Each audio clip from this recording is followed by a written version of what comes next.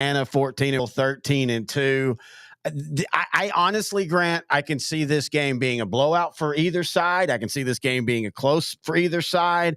I have went 50-50 on who I think's going to win. I was actually surprised. I've already recorded the Coach X stuff, and he is just adamant that he just thinks Chapel Hill is just way more athletic and all that. But I feel like everybody keeps counting out Anna except for you and I.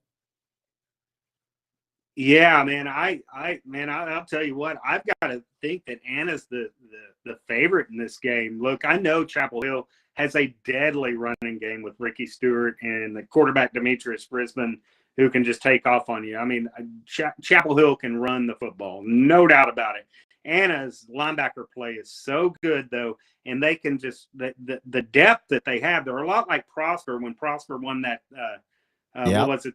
3A state championship, maybe it's 4A before moving up. How deep they were defensively, that's a lot of what Anna's defense is, right? And then, athleticism, I think Anna at least matches Chapel Hill's athleticism with DeAndre Williams at quarterback, Jacob Emmers at receiver, who is among the best in the state. And then Sean Steens has been really, really good at receiver. Ronald Bell Jr. I mean, they've got athletes coming out their ears in Anna right now. And if there's anybody that can match or go beyond Chapel Hill's athleticism, it is this Anna team. And Anna has depth, especially on the defensive side of the ball. And I think that's going to be tough for the Bulldogs. Now, you talk about the defense, and I agree about Anna, but I also agree that I think both teams in this game will make hay. I definitely think this is one of the higher scoring games. Now, in saying that, it'll be 14-10, but I really do think this is one of those games where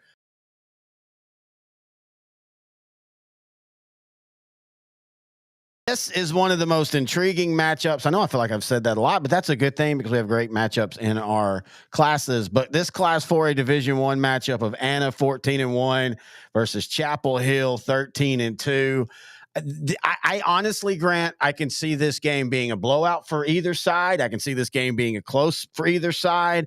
I have went 50-50 on who I think's going to win. I was actually surprised. I've already recorded the Coach X stuff, and he is just adamant that he just thinks Chapel Hill is just way more athletic and all that. But I feel like everybody keeps counting out Anna except for you and I. Yeah, man. I'll tell you what. I've got to think that Anna's the favorite in this game. Look, I know Chapel Hill has a deadly running game with Ricky Stewart and the quarterback Demetrius Brisbane, who can just take off on you. I mean, Chapel Hill can run the football, no doubt about it.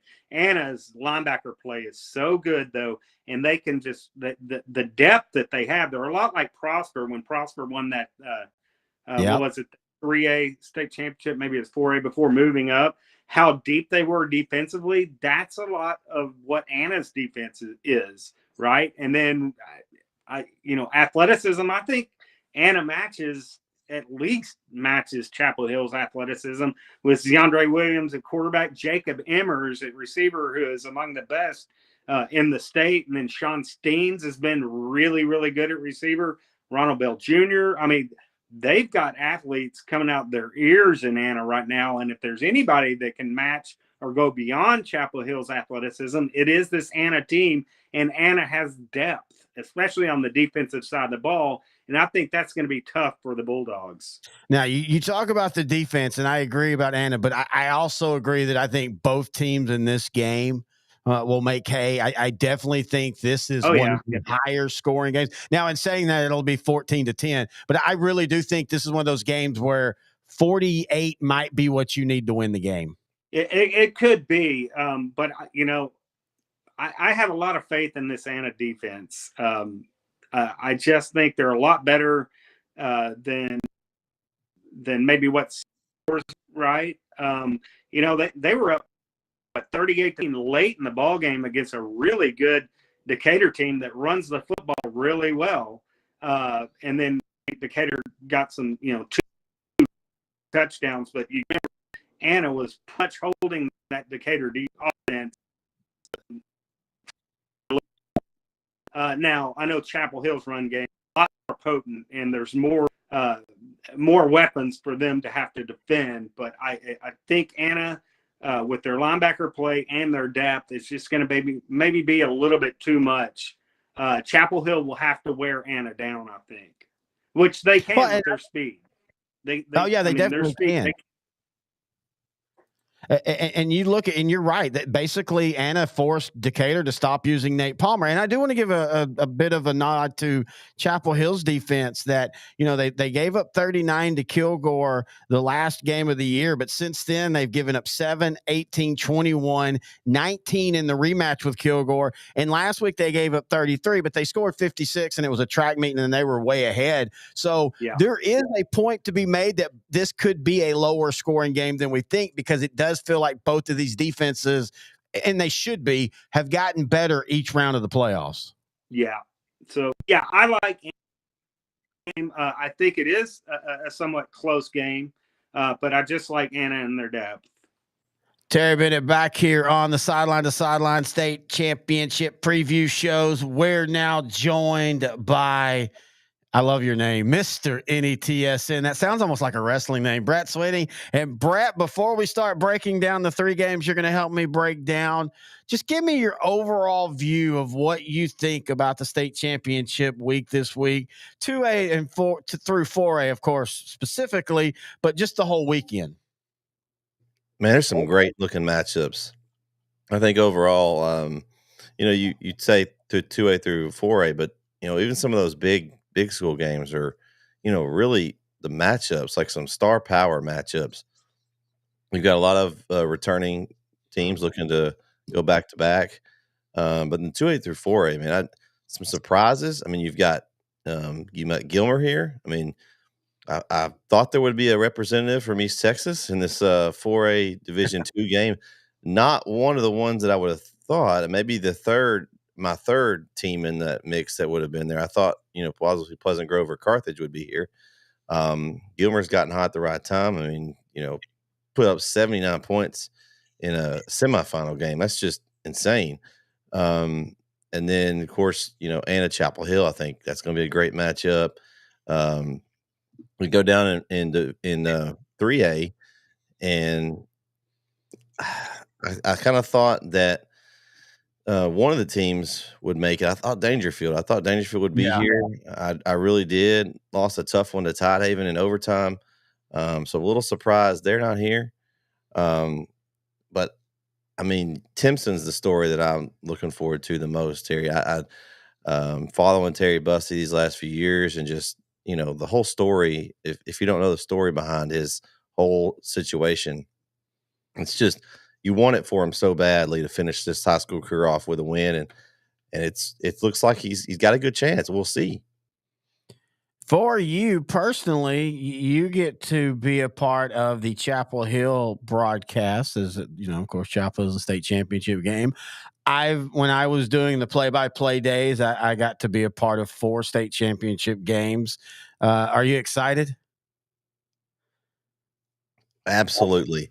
I've gotten to do 3 state semifinals in the last 3 years, and so to get to go on to the next step and to actually call a game in the state championship is going to be a lot of fun.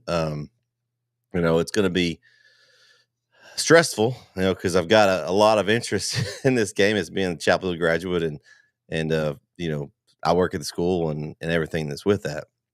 But I think it's going to be a lot of fun. It's one of those things that, guess win or lose, these calls are the play-by-play will be played back and forth probably for a long time. So hopefully it goes our way, and it's going to be a good finale and a good way to end it. But man, I'm just excited to get to go. We've got our press passes and stuff lined up, and get to be my first time up in the booth. I've been to AT&T Stadium as a fan and spectator and everything else, but it's going to be a little bit different, but it's going to be a lot of fun. I've got my kids coming with me, my wife, and we're going to have a good time. It's going to be stressful, but a lot of fun. It's going to be a little different. This will be my 4th state championship game of Chapel Hill to attend. I attended, when I was in 1st grade with my parents, and then of course the last 2 we were in 12 and 13 years ago as a fan down in the stands. But being up in the booth will be a little different. I'll have to kind of contain my bad call ref and all that kind of stuff to myself. But honestly, I'm excited to do it, and I'm just honored to get to do it. And for you and NETSN, while here over at L4 Media, after this weekend, we go into full on off season mode. Doesn't mean we're going to sleep or anything, but especially with realignment, basically, I'm taking like a week off in between, for Christmas and then right back to it. But, we're doing our off season stuff for y'all. Y'all just simply are moving from one sport to another. Talk about what y'all are going to be doing the rest of the fall, winter, into the spring. Off season, what's that? I don't know. Exactly. I don't know what that is. We've already kicked off basketball season, and I was I did, which is kind of the reason why my voice is a little bit off. I did 17 games Thursday, Friday, and Saturday of last week. It's 16 basketball games and a football game. Of course, the one in Waco for Chapel Hill, but we did the Brook Hill Invitational. We covered the entire tournament. Shout out to Brook Hill. They're one of our schools and always treated like royalty over there. They take care of us. And but we've got games coming up. We really have one more game this year, I'd say. Besides the football game, we have one more basketball game. We'll have a few weeks off, and then we'll pick right up in January. And it'll be basically Tuesday, Friday. There'll be at least one game, sometimes 3, 4, 5 games, depending on how many crews we have out. So I'm excited about this basketball season. Where, of course, we still have center will be on with us. We'll have pretty much all of center's games on our network.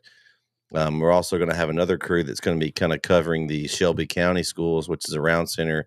I think they're going to have some St. Augustine, Shelbyville, try to get some Timpson games, some other schools down that area. And then, of course, up here we've got Lindale and Brook Hill and ARP and some other schools. And then, of course, KO will we get to join us back in the booth for some basketball. And so he's got some of those old KMU connections. He's going to be trying to do some of those schools up north, maybe Mount Pleasant, Chapel Hill, Rains, and some of those schools. So I'm excited. We've got lots of basketball. I mean, if you like hoops, we're going to have it, and all presented by Hoop Insider. We've kind of partnered up with Brad over there at Hoop Insider, and so he's going to be getting the word out for our games. But yeah, we'll have, if you like hoops, we'll have a lot of it coming up over the next 2 or 3 months.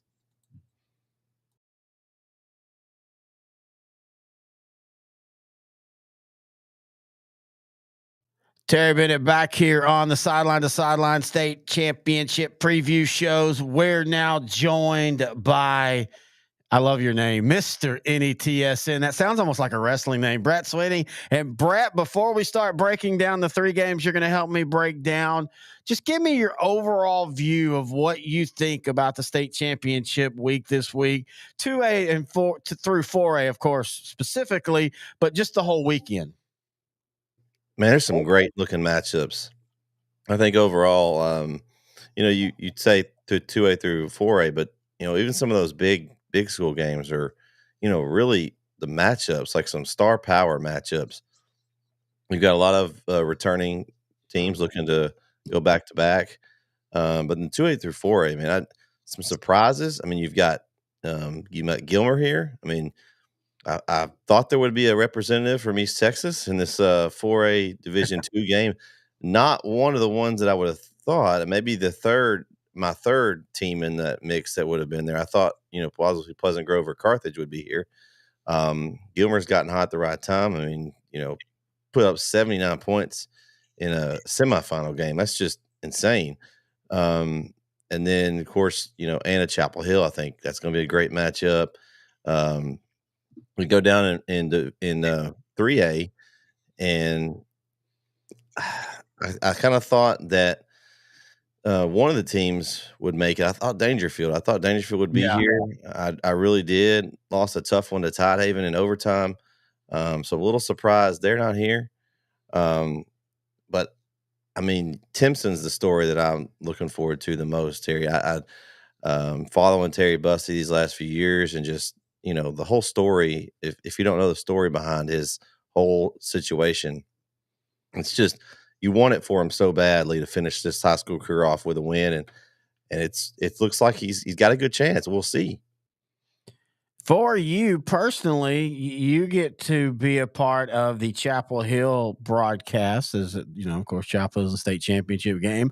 When I was doing the play-by-play days, I got to be a part of 4 state championship games. Are you excited? Absolutely. I've gotten to do 3 state semifinals Yeah. in the last 3 years, and so to get to go on to the next step and to actually call a game in the state championship is gonna be a lot of fun. It's gonna be stressful, because I've got a lot of interest in this game as being a Chapel Hill graduate and I work at the school and everything that's with that. But I think it's gonna be a lot of fun. It's one of those things that, guess win or lose, these calls or the play by play will be played back and forth probably for a long time. So hopefully it goes our way and it's going to be a good finale and a good way to end it. But man, I'm just excited to get to go. We've got our press passes and stuff lined up and get to be my first time up in the booth. I've been to AT&T Stadium as a fan and spectator and everything else, but it's gonna be a little bit different, but it's gonna be a lot of fun. I've got my kids coming with me, my wife, and we're gonna have a good time. It's gonna be stressful, but a lot of fun. It's gonna be a little different. This will be my 4th state championship game of Chapel Hill to attend. I attended, when I was in 1st grade with my parents, and then of course the last 2 we were in 12 and 13 years ago as a fan down in the stands. But being up in the booth will be a little different. I'll have to kind of contain my, bad call ref and all that kind of stuff to myself. But honestly, I'm excited to do it, and I'm just honored to get to do it. And for you and NETSN, while here over at L4 Media, after this weekend, we go into full on off season mode. Doesn't mean we're going to sleep or anything, but especially with realignment, basically, I'm taking like a week off in between, for Christmas and then right back to it. But we're doing our off season stuff for y'all. Y'all just simply are moving from one sport to another. Talk about what y'all are going to be doing the rest of the fall, winter, into the spring. Off season, what's that? Exactly. I don't know what that is. We've already kicked off basketball season, I did, which is kind of the reason why my voice is a little bit off. I did 17 games Thursday, Friday, and Saturday of last week. That's 16 basketball games and a football game. Of course, the one in Waco for Chapel Hill, but we did the Brook Hill Invitational. We covered the entire tournament. Shout out to Brook Hill. They're one of our schools and always treated like royalty over there. They take care of us. And but we've got games coming up. We really have one more game this year, I'd say. Besides the football game, we have one more basketball game. We'll have a few weeks off, and then we'll pick right up in January. And it'll be basically Tuesday, Friday. There'll be at least one game, sometimes 3, 4, 5 games, depending on how many crews we have out. So I'm excited about this basketball season. Where, of course, we still have center will be on with us. We'll have pretty much all of center's games on our network. We're also going to have another crew that's going to be kind of covering the Shelby County schools, which is around center.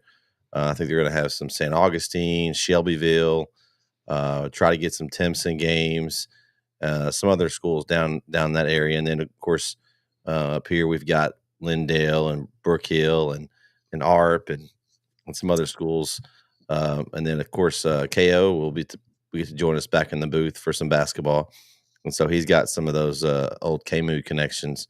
He's going to be trying to do some of those schools up north, maybe Mount Pleasant, Chapel Hill, Rains, and some of those schools. So I'm excited. We've got lots of basketball. I mean, if you like hoops, we're going to have it, and all presented by Hoop Insider. We've kind of partnered up with Brad over there at Hoop Insider, and so he's going to be getting the word out for our games. But yeah, if you like hoops, we'll have a lot of it coming up over the next 2 or 3 months. Are you an athletic director or coach looking to make your locker room pop, looking to refresh your look, looking to redo your brand? Well, check out SI Design and Printing. They're going to transform your sports organization athletic facilities into what you're looking for by enhancing the student athlete experience, boasting the brand, and honoring your past. They do that with banners, backlit signage, locker graphics, window graphics, fence mesh graphic designs, and so much more. If you need a refresh, SI Design is going to help you do that. Check them out online, sidesign.net. And hey, if you're a parent or a grandparent, they've got something for you as well, as SI Design is the leading provider of custom sports prints. They offer a variety of products, including posters, banners, canvases, and more. All you have to do is upload your high-quality studio or action shot, and SI Design will create the memory for you. For more information, all you have to do is go to their website, sidesign.net/sports prints, and you'll get all the information that you need. You can also find them on Facebook. Just type in SI Design and Printing. Give them a call, 254-405-9492, or you can email them, info@sidesign.net, and tell Kyle that's Sideline to Sideline. Matt Diggs back here on the Sideline to Sideline State Championship preview. We're starting off talking Toller and Timpson, and we'll be talking all those through this. But before we do all that, Mr. Diggs, first off, how you doing, buddy? Hey, I'm blessed. How you doing, Terry? It's my favorite time of the year. I hate it because it's the end of the season. So, like, we talked about this last week on the show. You know, it's like a cliff. Like, I'm going. And then for me, Saturday morning, I wake up and it's like, oh, I have nothing else to do now for 6 months. But other than that, I love this time of year. And it's state championship. And before we get into breaking down the games, just give me your overall, what do you think about this year's championship games? I think it's a pretty good combination of new teams, old teams, all that. What are your thoughts? I disagree with you a little bit because, I mean, at the top of the bracket, effectively, in the 6A, it's the same old thing. I mean, favorites are probably the favorites yet again. And this is the first year where my fairness bracket has kind of kicked in. I think we kind of see a little bit of a disparity with all the Dallas schools making it. That is it truly fair that all of those programs are going to get to sleep in their bed and have just a normal week, a normal preparation, whereas you've got all these other teams coming from around the state to AT&T Stadium who are going to be completely out of their routine. And I think that is a massive intangible for some of the games, especially when you have a team like Summer Creek who's never been here before, playing a team that's not only been here before, but it's going to get to sleep in their own bed. So this is the first time, Terry, I've really kind of felt like, and is this situation really fair for all teams involved? Well, yeah, I agree with you at the top end. And you know, I've talked to you about it, and me and Grant have talked about it. It's funny. I can't get enough of Gunner versus Canadian, but honestly, Duncanville versus North Shore, I just don't care anymore. You know, I hate to say it, but other than Coach Samples finally winning it last year, the best game of it was the first game, the Hail Mary. Every one of them since then has just been, and this is also a compliment to the two defenses, but let's just be honest, they've been boring football. Oh yeah, they're very, but because they're so good at it, it's kind of like watching mid-tier SEC football, and you're just like, yeah, this is great. I've seen it. It's nice, and I just like to see new teams, and you know, maybe 7A will finally shake it up to where we get new teams and new classes and new matchups. But I mean, overall, right now, the really good teams are shining right now, and we're seeing really big point margins. And I think the state championship, for maybe 9 of the 12 games, are likely blowouts. It's going to be the 3 games that we'll really enjoy and that we will really cherish. But again, so many blowouts, and I think it's just because the teams are the teams this year. Yeah, I mean, it was a couple of years ago. I think, if I remember off the top of my head, last year was solid. But a couple of years ago, it was a pretty, like, I even admitted, like, midway through the 4As, I was kind of like, all right, I'm done. Like, they just weren't exciting games. And that's the one negative, honestly, also about, I feel like we're being all negative, Nancy. We just talked about this is our favorite time of the year. But one of the other negatives about when you're in that kind of stadium is even if it's an exciting game, you kind of lose that. You at home, and even there, I mean, I've been there. I've been there just as many times as I haven't since they started the one place, and that is one of the negatives, man. Even if Martin, Albany go into overtime, it's 7,000 fans and 92,000 or 100,000 seat stadium, and you don't get to feel that energy in that pool of that game. Yeah, and I think on Saturday we could see some really energetic crowds with PNG in South Dallas. So that side will definitely be good. You're right, and that was your idea, Terry. That really captivated me throughout the season is let's take these small schools and put them to the Star. Let's let those games be played at the Star, and I think you could have some fascinating and a little bit more compactful type of games where you're not expanding this out over four days. One of the things I'm actually looking most forward to is on Wednesday. I'm going to go check out a little 6-man football action, and as well as the Wednesday night game. And I'm beginning to start to see the allure of the Wednesday night games. I think the Wednesday night game has even more prestige than maybe even the Thursday afternoon or the Thursday morning game, because you got a night game. You are the main event across the state of Texas, and it's something unique. Wednesday night football doesn't happen often. Yeah, but I still feel that because it's not, and this is not a knock on the 2 6As, but the people that go to see 6A are the hardcores, the 6-man fans, or this is the first time I've ever seen it and I want to see it. The rest, and I know this from talking to people and stuff, the rest are just like, yeah, I'll start on Thursday. I'll just watch I'll watch the first game in my hotel room if they have Bally's or if anybody has Bally's. But yeah, I'll just start my big going there every day on Thursdays. So I see the point, but I do think it gets hurt by that. Now, I wonder if there's a point that if we're going to keep them in Dallas or at one place, and it's going to be Dallas for the most part, or Arlington, I almost wonder, is there any point do you ever switch up the rotation? I know you're never going to put a 6A on Wednesday, but why can't 3A and 4A and 2A switch it up a little bit and they rotate a little bit and let 2A have a Friday night or something like that? Everybody talks about all the 6-man and 2A really want to be there. Okay, so then let's make it fair for them. Right.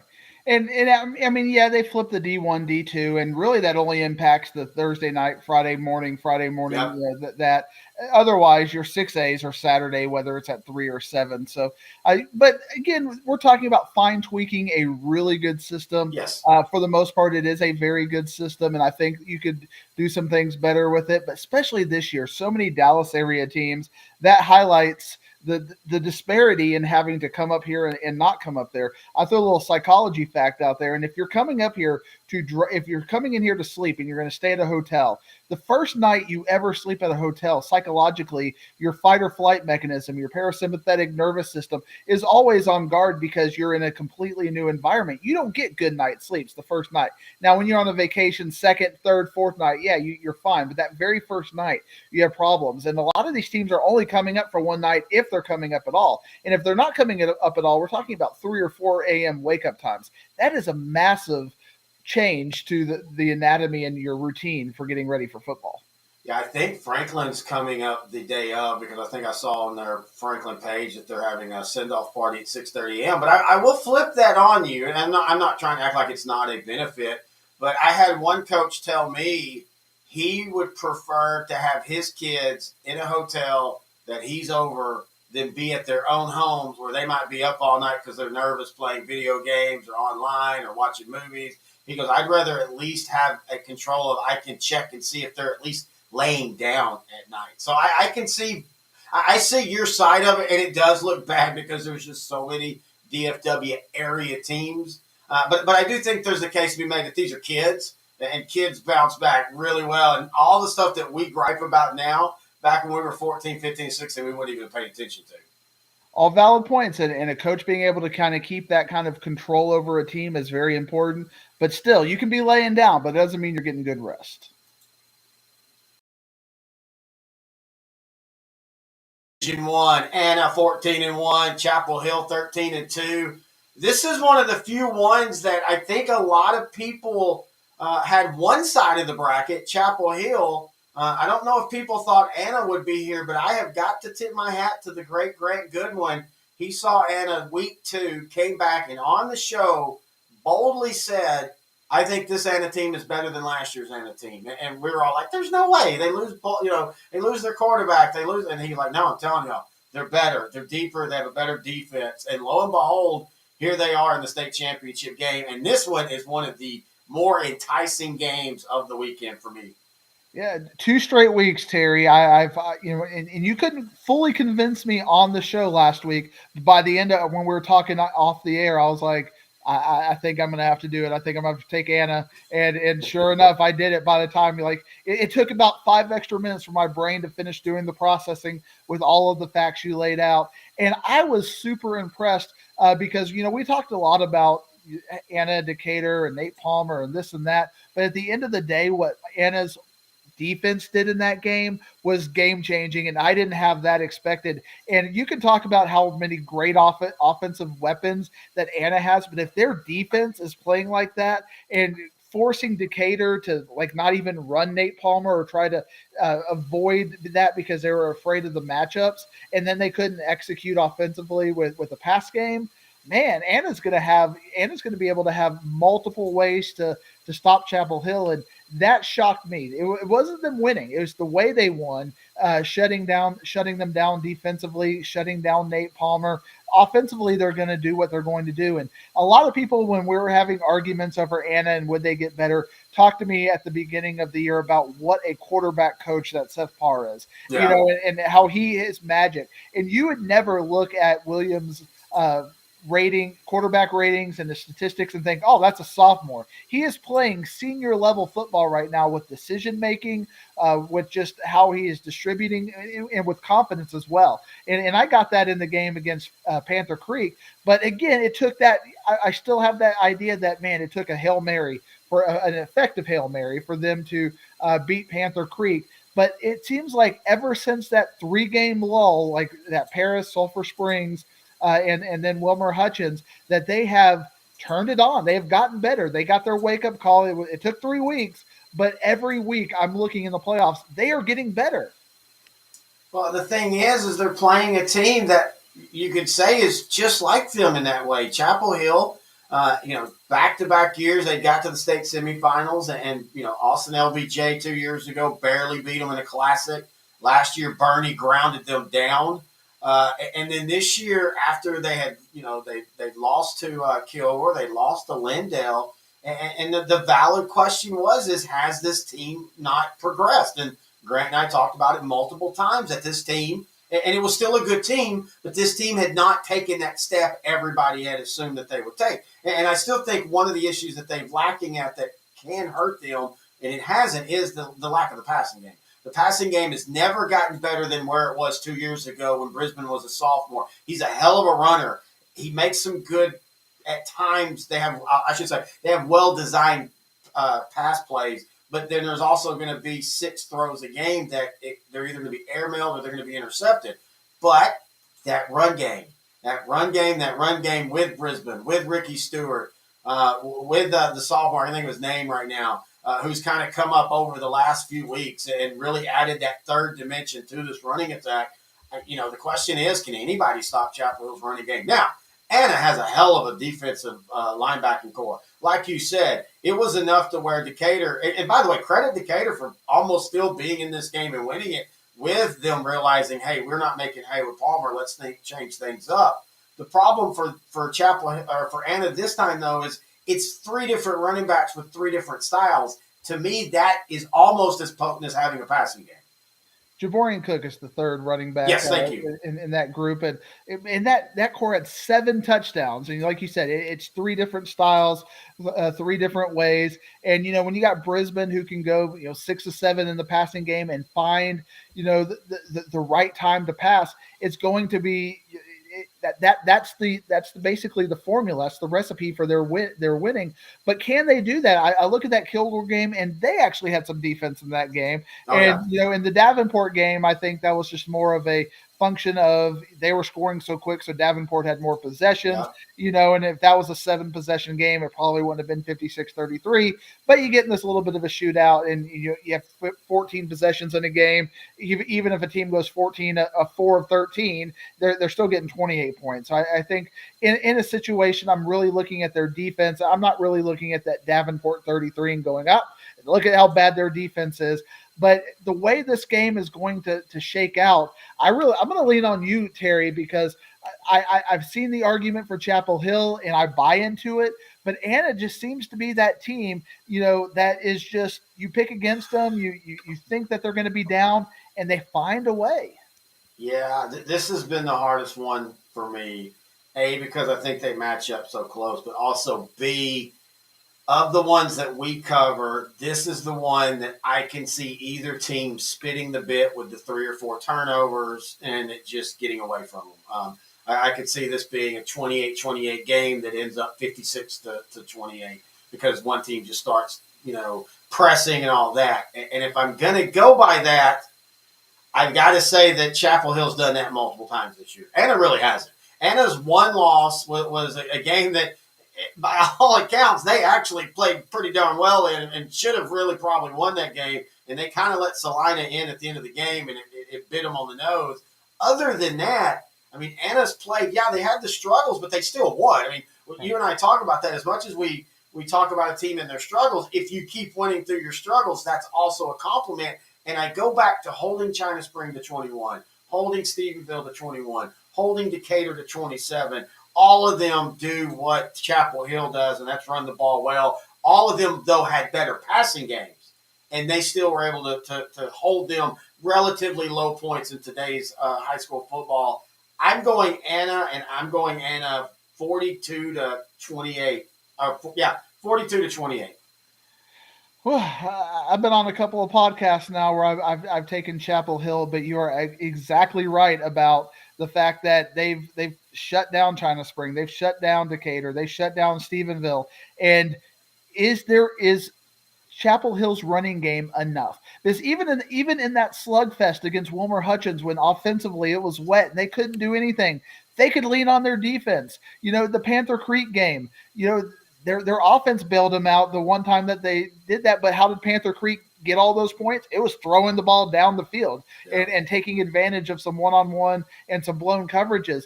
Running the game, Panther Creek got very little against Anna. So if Chapel Hill is going to do something, they're gonna have to hit some big passes, and they don't consistently do that. You've changed my pick again, Terry. I'm going to take Anna 28, Chapel Hill 21. I just think you don't want scoring like that. I just don't think you want to take Anna each week when I'm forcing you into it. I think you have a secret. Coach X hates Gunner. Maybe you have a secret thing against Anna. I don't. I've watched them. I just don't think they're that good. But somehow, they're. I mean, I don't. When they go into 5A Division II next year, I think they're a third place team in that district with Lovejoy and Melissa, being 1 and 2. I just watch Anna, and I don't see them as a state championship pedigree team. But every week at a micro level, they're better than the team they play. I'll tell you. Sorry to cut you off, but that's China Spring the year after they beat Carthage that year.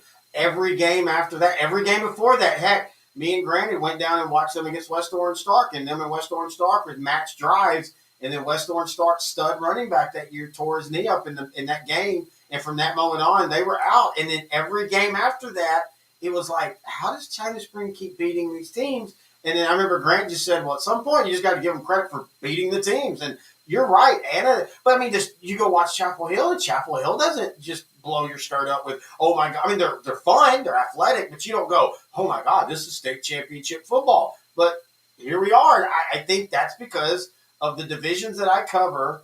Class 4A Division I probably is almost the most just balanced of the top 5 teams, top 10 teams each year. You can shake the bag and just pull out 2 teams, and you're not going to be wrong. Panther Creek, I ended my rankings with them number 1, Anna number 2, or Salina number 2, Anna number 3, and I'm just like, now they keep winning the games. They beat the team that beat Salina. They beat Panther Creek. At a micro level, they keep winning the games in front of them. And matchup-wise, they look a little bit better than Chapel Hill, although I feel like Chapel Hill's got that team of destiny. They've been here. They've got that experience. But at the same time, Anna keeps winning. Yeah.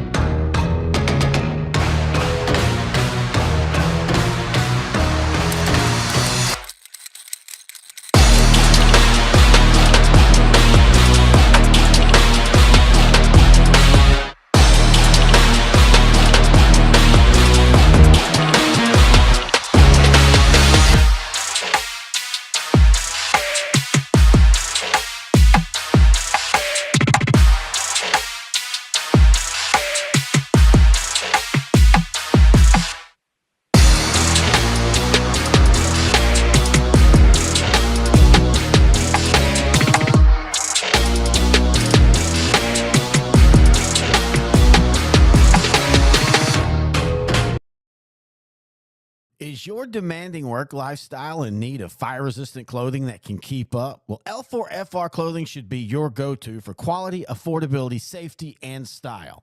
L4FR was founded by a third-generation oil field worker who is also a veteran. Thus, this company has a deep appreciation for reliability and longevity, all while we provide first-rate customer service. Our durable apparel will serve you well for many years to come, whether you're working on a pipeline, a lineman climbing utility poles, or in any other environment requiring fire-resistant apparel. L4FR has you covered.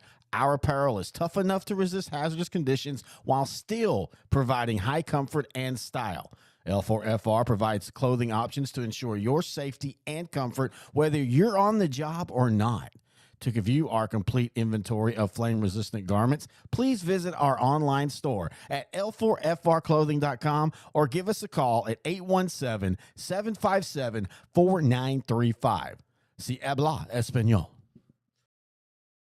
Good one.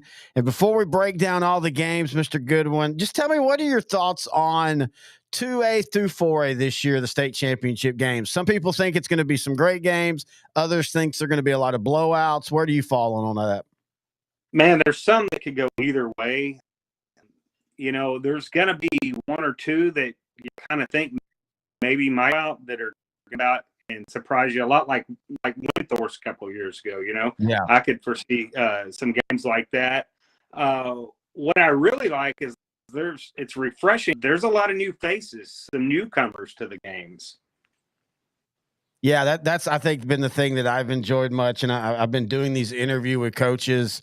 And I've talked to Tidehaven and I've talked to Toller, two teams that haven't been there. Tidehaven in a long time, Toller in ever. And the thing that I've got from both of them is, yeah, this is exciting. Yeah, this is awesome. But they also were like, I didn't realize how little of actual coaching I would get to do this week because of all the things that are around this game. And it's not even Coach Mullins from Toller was like, it's not even the interviews.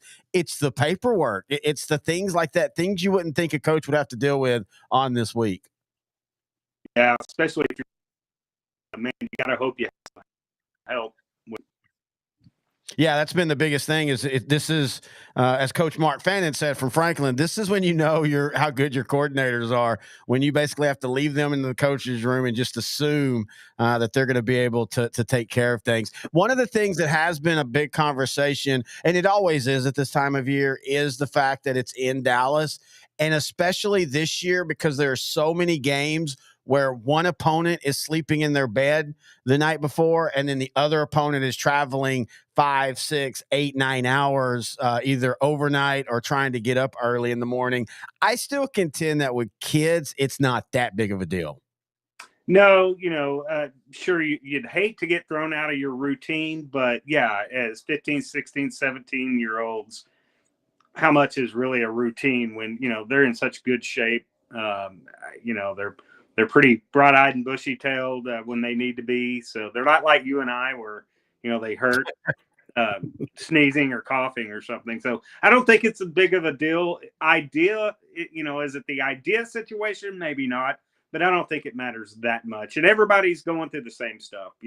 I know, some schools are closer to Arlington than others, but let me tell you, when they walk through that main entrance, when the bus pulls through and they go into the locker rooms, nothing else matters. What is your favorite part of this week? Well, it's really I love the games, obviously, but it's the week of the few days leading up to the game, seeing all the fanfare online through social media, through some of the chat channels, the message boards, seeing everybody go back and forth. And it really kind of gets you fired up to say, who's going to be eating crow on Saturday or Friday or whatever, and that's just fun. And a lot of it's good natured ribbing that I like seeing, but I really like seeing those final seconds kind of click off the clock and a team getting its first state championship ever. That's pretty darn cool too. And then being in the press conference room when those first time winners are doing their press conference, that's pretty special as well.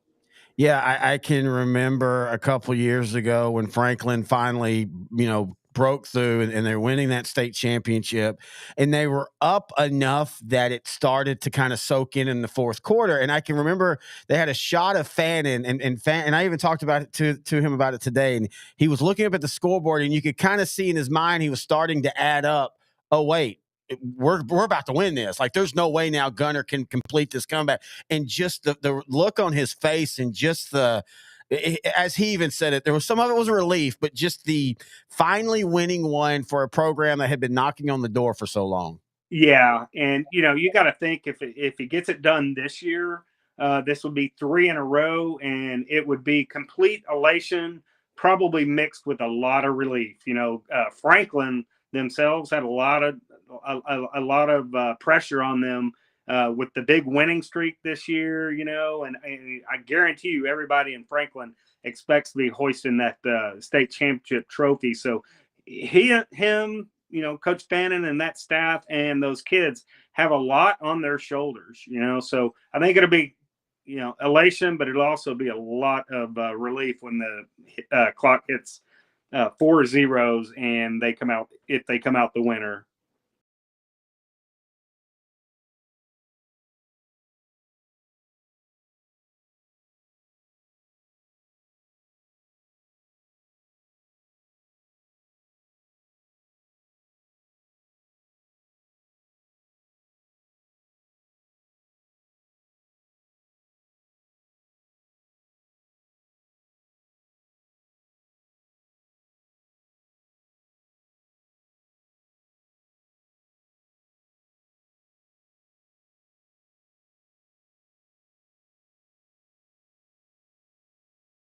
Matt Diggs back here on the Sideline State Championship preview. We're starting off talking Toller and Timpson, and we'll be talking all those through this. But before we do all that, Mr. Diggs, first off, how you doing, buddy?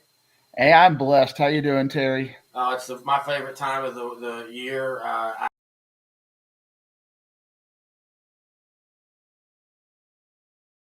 hate it because it's the end of the season. So, like, we talked about this last week on the show. It's like a cliff. Like, I'm going. And then for me, Saturday morning, I wake up and it's like, oh, I have nothing else to do now for 6 months. But other than that, I love this time of year. And it's state championship. And before we get into breaking down the games, just give me your overall, what do you think about this year's championship games? I think it's a pretty good combination of new teams, old teams, all that. What are your thoughts? I disagree with you a little bit because, I mean, at the top of the bracket, effectively, in the 6A, it's the same old thing. I mean, favorites are probably the favorites yet again. And this is the first year where my fairness bracket has kind of kicked in. I think we kind of see a little bit of a disparity with all the Dallas schools making it. That is it truly fair that all of those programs are going to get to sleep in their bed and have just a normal week, a normal preparation, whereas you've got all these other teams coming from around the state to AT&T Stadium who are going to be completely out of their routine. And I think that is a massive intangible for some of the games, especially when you have a team like Summer Creek who's never been here before, playing a team that's not only been here before, but it's going to get to sleep in their own bed. So this is the first time, Terry, I really kind of felt like, and is this situation really fair for all teams involved? Design and well, yeah, I agree. We're going to transform your sports organization, athletic facilities into what you're looking for by enhancing the student athlete experience, boasting the brand, and honoring your past. They do that with banners, backlit signage, locker graphics, window graphics. I hate to say it, but other than Coach Samples finally winning it last year, the best game of it was the first game, the Hail Mary. Every one of them since then has just been, and this is also a compliment to the defense as well. But let's just be honest, they've been boring provider of custom sports. Oh yeah, they're very, because they're so good at it. It's kind of like watching mid-tier SEC football, and you're just like, yeah, this is great. I've seen it. It's nice, and I just like to see new teams. And maybe 7A will finally shake it up to where we get new teams and new classes and new matchups. But I mean, overall, right now, the really good teams are shining right now, and we're seeing really big point margins. And I think the state championship for maybe 9 of the 12 games are likely blowouts. It's going to be the 3 games that will really enjoy and that we will really cherish. But again, so many blowouts, and I think it's just because the teams are the teams this year.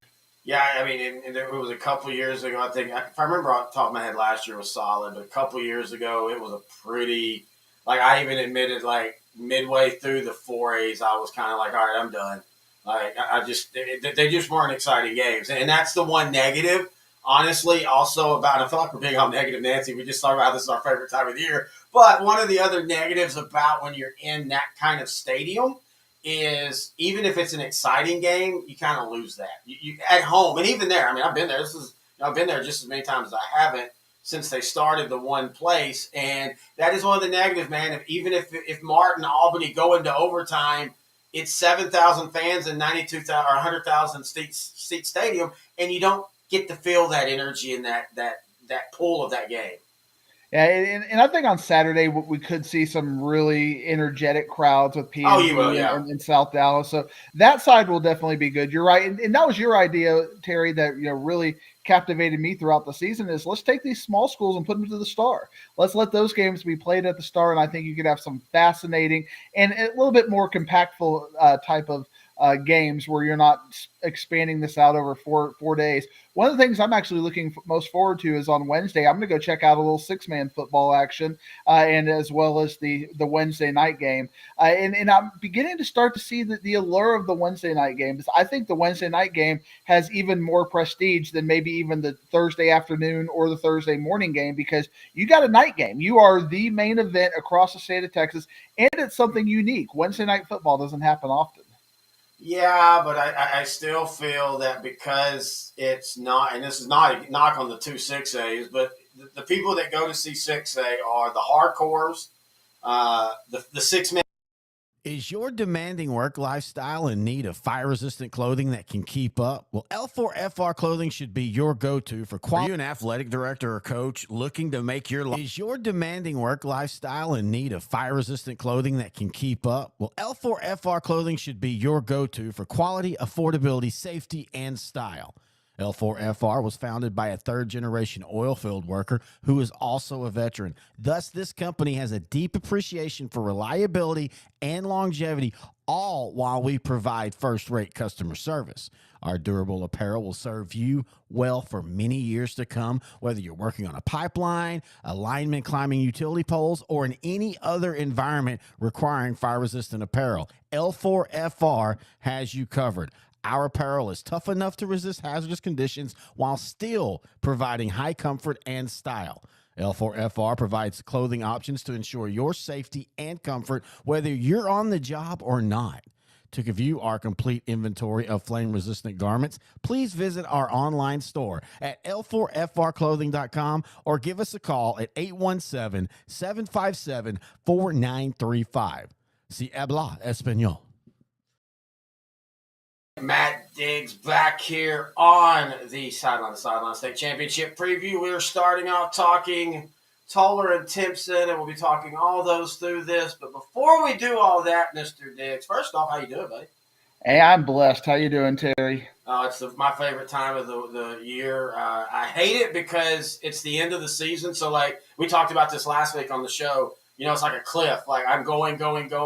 And then for me, Saturday morning, I wake up and it's like, oh, I have nothing else to do now for 6 months. But other than that, I love this time of year. And it's state championship. And before we get into breaking down the games, just give me your overall, what do you think about this year's championship games? I think it's a pretty good combination of new teams, old teams, all that. What are your thoughts? I disagree with you a little bit because, I mean, at the top of the bracket, effectively, in the 6A, it's the same old thing. I mean, favorites are probably the favorites yet again. And this is the first year where my fairness bracket has kind of kicked in. I think we kind of see a little bit of a disparity with all the Dallas schools making it, that is it truly fair that all of those programs are going to get to sleep in their bed and have just a normal week, a normal preparation, whereas you've got all these other teams coming from around the state to AT&T Stadium who are going to be completely out of their routine. And I think that is a massive intangible for some of the games, especially when you have a team like Summer Creek, who's never been here before, playing a team that's not only been here before, but it's going to get to sleep in their own bed. So this is the first time, Terry, I've really kind of felt like, and is this situation really fair for all teams involved? Well, yeah, I agree with you at the top end. And you know, I've talked to you about it, and me and Grant have talked about it. It's funny. I can't get enough of Gunner versus Canadian, but honestly, Duncanville versus North Shore, I just don't care anymore. You know, I hate to say it, but other than Coach Samples finally winning it last year, the best game of it was the first game, the Hail Mary. Every one of them since then has just been, and this is also a compliment to the two defenses, but let's just be honest, they've been boring football.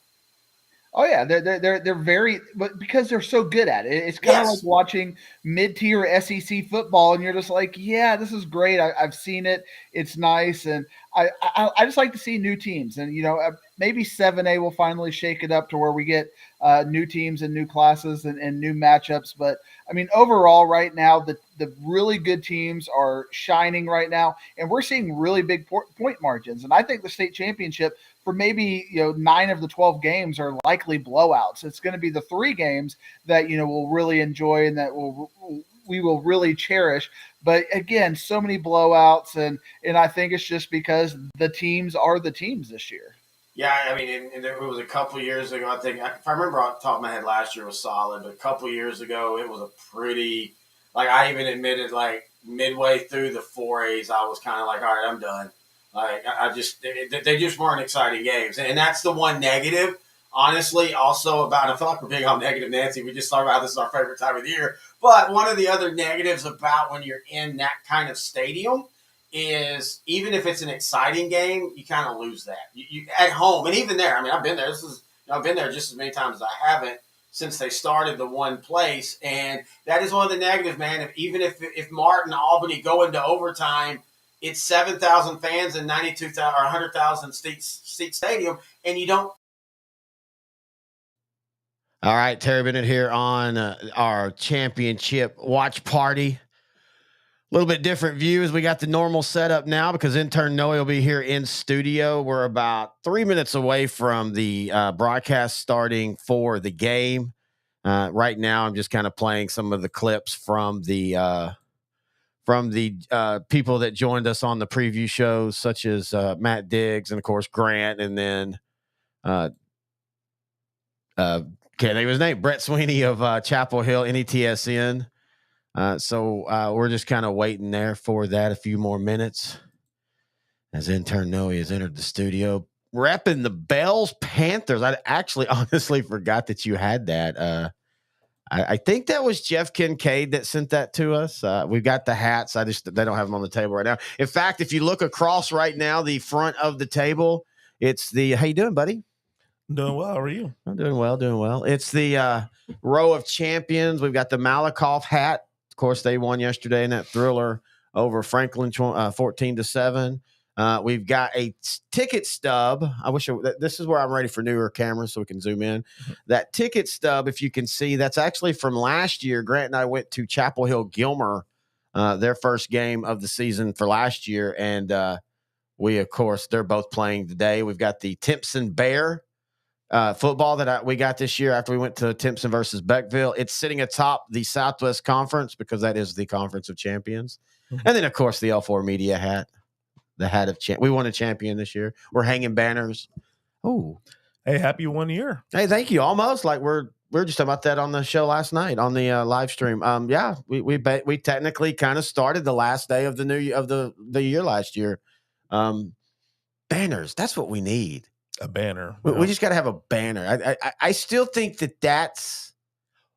We got an outdrain the coverage. We got a sideline. No. I have an idea. Intern Noe. Okay. We're gonna start. They won't be this big. I mean, like a championship banner. Oh, that's how we're gonna honor our fantasy football winners. We're gonna put a banner up on the studio wall so when we're doing Outdrink the coverage, you'll be able to see. I think that's pretty cool. Yeah. I sometimes think good thoughts. All right. We are now about a minute away. So what we're going to do real quick is we're going to take a break. We're going to run a couple spots here, and then we'll come back basically right when they're about to kick off. Anna versus Chapel Hill right here on L4 Media. Are you an athletic director or coach looking to make your locker room pop, looking to refresh your look, looking to redo your brand? Well, check out SI Design and Printing. They're going to transform your sports organization, athletic facilities into what you're looking for by enhancing the student-athlete experience, boasting the brand, and honoring your past. They do that with banners, backlit signage, locker graphics, window graphics, fence mesh graphic designs, and so much more. If you need a refresh, SI Design is going to help you do that. Check them out online, sidesign.net. And hey, if you're a parent or a grandparent, they've got something for you as well, as SI Design is the leading provider of custom sports prints. They offer a variety of products, including posters, banners, canvases, and more. All you have to do is upload your high-quality studio or action shot, and SI Design will create the memory for you. For more information, all you have to do is go to their website, sidesign.net/sports prints, and you'll get all the information that you need. You can also find them on Facebook. Just type in SI Design and Printing. Give them a call, 254-405-9492, or you can email them, info@sidesign.net, and tell Kyle that's Sideline to Sideline.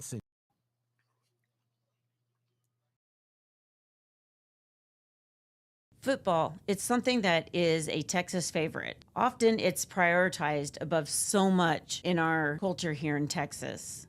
Coach Jake Johnson. He's the head football coach for the Mill South Texas high school football team. He's actually quite an imposing figure. Run it.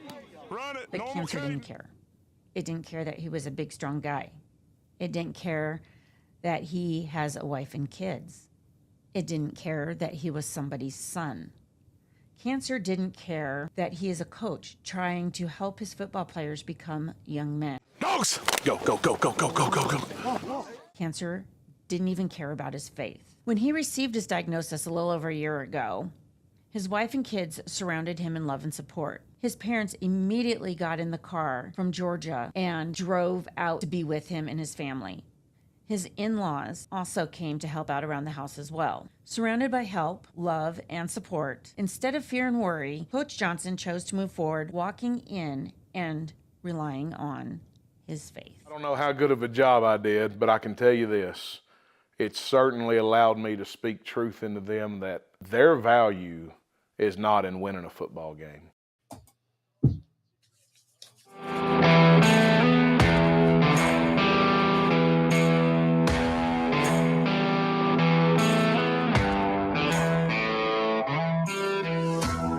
We've got two offensive teams today in the Class 4A Division I State Championship. Anna versus Chapel Hill. Who will come out on top in this titanic matchup? Let's find out together. Hello, everybody. Terry Bennett, intern Noe here. Sideline to sideline, the watching party. Anna versus Chapel Hill. Class 4A Division I State Championship. This is our last official in-season high school stuff. First off, thank you for joining me in studio, intern Noe. How are you doing today, buddy? I'm doing well. Thanks for having me. I'm excited about this. It's going to be interesting. You don't watch high school football. You played it, of course. By the way, Derek Del Rio, I think that's if you're talking about on their jersey, I think that's just the Under Armour logo. He asked what the U was on Anna's thing. But I thought this would be fun because you're co-host of this show, Outdrink the Coverage, which, by the way, we'll be back in studio live Monday for a Monday Night Football watching party with the big Eagle-Seahawk game. But you don't follow high school football, but you know football. So I thought it would be fun for you to come in on this day to watch the two 4As. Now, to be fair, when I did that, I thought you were going to get to finally watch Carthage and all, but give Gilmer all the credit in the world. They upset them. But I think it's going to be fun to see your perspective on watching high school football today. Oh, yeah. I mean, I love football in general. I could watch it at any level, even Pee Wee. But the state said you couldn't do that anymore. I saw that. Yeah. Got the 500 feet. Yeah, 500. Yeah. You and Grant. Yeah. No, but I mean, this is the best of the best in Texas high school football. Yeah. I'm really excited. There's a lot of exciting players in this game, so I'm really just looking to just enjoy it as a fan. This is definitely not a class that I usually follow, or a level I usually follow, but I'm just excited to be here and to watch it with you. Well, and I think the thing that you're going to be, and I'm a little bit off mic if you're not watching. And by the way, today we will be breaking all etiquette. You will see eating on the air probably in the second game because the way these two games are, they're going to run up on each other. But I think the thing you're going to be the most surprised about watching, and you've been to a 4A game. You actually came out with Grant and I, man, that was 10 years ago, watched Abilene, Wiley, and Argyle. But I think you're going to be surprised that 4 years from now when you're watching seniors in college and you're going to be like, oh, man, I saw them. The level at 4A now in Texas, I mean, you look at Chapel Hill, Brisbane, their quarterback, and Ricky Stewart, their running back, both are SMU commits. Anna will have a couple of those. We'll see. You will see, in my opinion, the best defensive lineman I've seen in high school football in the second game in DJ Sanders. He's a junior. Texas is chasing him. So, hey, go Horns there, buddy. I like Jeff Reardon's beard. Yeah, Jeff Reardon. He's the head coach of Chapel Hill. And if you're into this and you're like, what are y'all doing here? Basically, we're watching the game on the studio TV. We will share the stats. So in case somebody is not able to watch the game, but they're wanting to we have a stat page. What, you like Anna's look? I like Anna's colors. Yeah, they're purple. And then Chapel Hill's traditional blue and gold. Beautiful watching game. On sideline, but I'll the coverage. You and I always are ranking the uniforms and end zones and 50-yard. But yeah, this is beautiful to watch. And if you watch the Outdrank the Coverage show, we always have helmets out. You see how I did the helmet display over there? I do. You like the old school on top of the new school, like it's humping it? Oh, I did not. Come here, buddy. Come here. And again, speaking of Monday, we will have a live Outdrank the Coverage episode while we're watching the Seahawk Eagle game. That's a huge game for, even if Dallas loses against Buffalo, that's still a huge game because A, it keeps Dallas in the NFC race, but B, if the Eagles lose 3 in a row, when the Niners lost 3 in a row, we all knew why. Mainly it was injuries. Yeah. If the Eagles lose 3 in a row, I think you then start to truly go, okay, what is wrong with them? What is their issue? Oh yeah, and they had the fast start, but you saw the flaws in them. They were not the team from 2022. Yeah. Essentially, that team could run the ball, and then they would just do play action passes. They would get 3 or 4 big plays, and that was all she wrote. Like that was just end the game. But this year's team, they're making it smoke and mirrors. But I mean, hey, they're still well coached. Nick Sirianni is still one of the best coaches in football. Is he? I think that's kind of been, some people are starting to question that, like, was it more of what the coordinators were doing last year? Because he had new coordinators this year, and so all that's changed. But anyway, we'll be talking about some more of that stuff here through the day. But right now, Anna, Chapel Hill is about to start the Class 4A Division I state championship matchup. Again, this is our last day of live streaming. We're going to do this game and then the Gilmer-Belleville game. Very old school with the number on one side of the helmet. So that's the thing. Oh, both sides. Sorry, excuse me. That's the thing in high school football now is a lot of teams put one logo on. You get different logos in each helmet, and I like that. As somebody that, like, when I used to create a school in the old school games, I would get frustrated because I could never pick what jersey, what I wanted. So now they make it to where you can put it on both sides. And Anna's one of those that's had different looks, and so does Chapel Hill. They have different looks through the season. When you and I were playing, the padding and the jerseys were very loose. Yeah, and they were heavier. When did that change in the high school level? About 10 years ago is when you really started seeing more and more of, like, now. And this is why when we talk about the violence of football and people try to claim that it's not as violent as it used to be, it's more violent. On all levels, the jerseys are the tighter, the pads are lighter, and your real world speed and your football speed are the same. You and I played in an era where your real world speed and your other one could be completely different. You saw that. You'd see a kid that was fast on the track, but he couldn't keep up in football. Now it's not like that. Anna will take over with the first possession of the game. Now, Anna is led by a sophomore quarterback, Zeandre Williams. They had a great La Tech signing quarterback in Evan Bullock last year, and everybody thought that they were going to take a step back.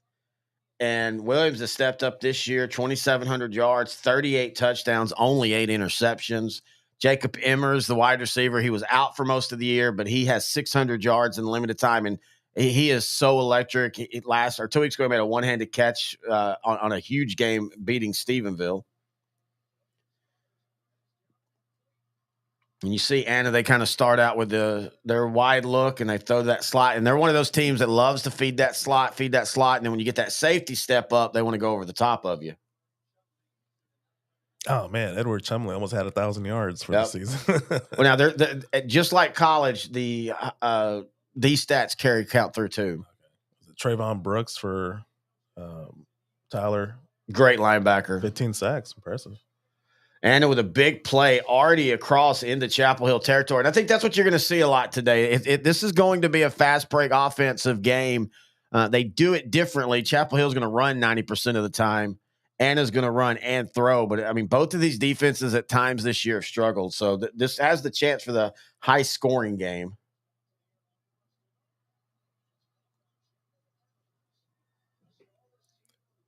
So far, perfect, man.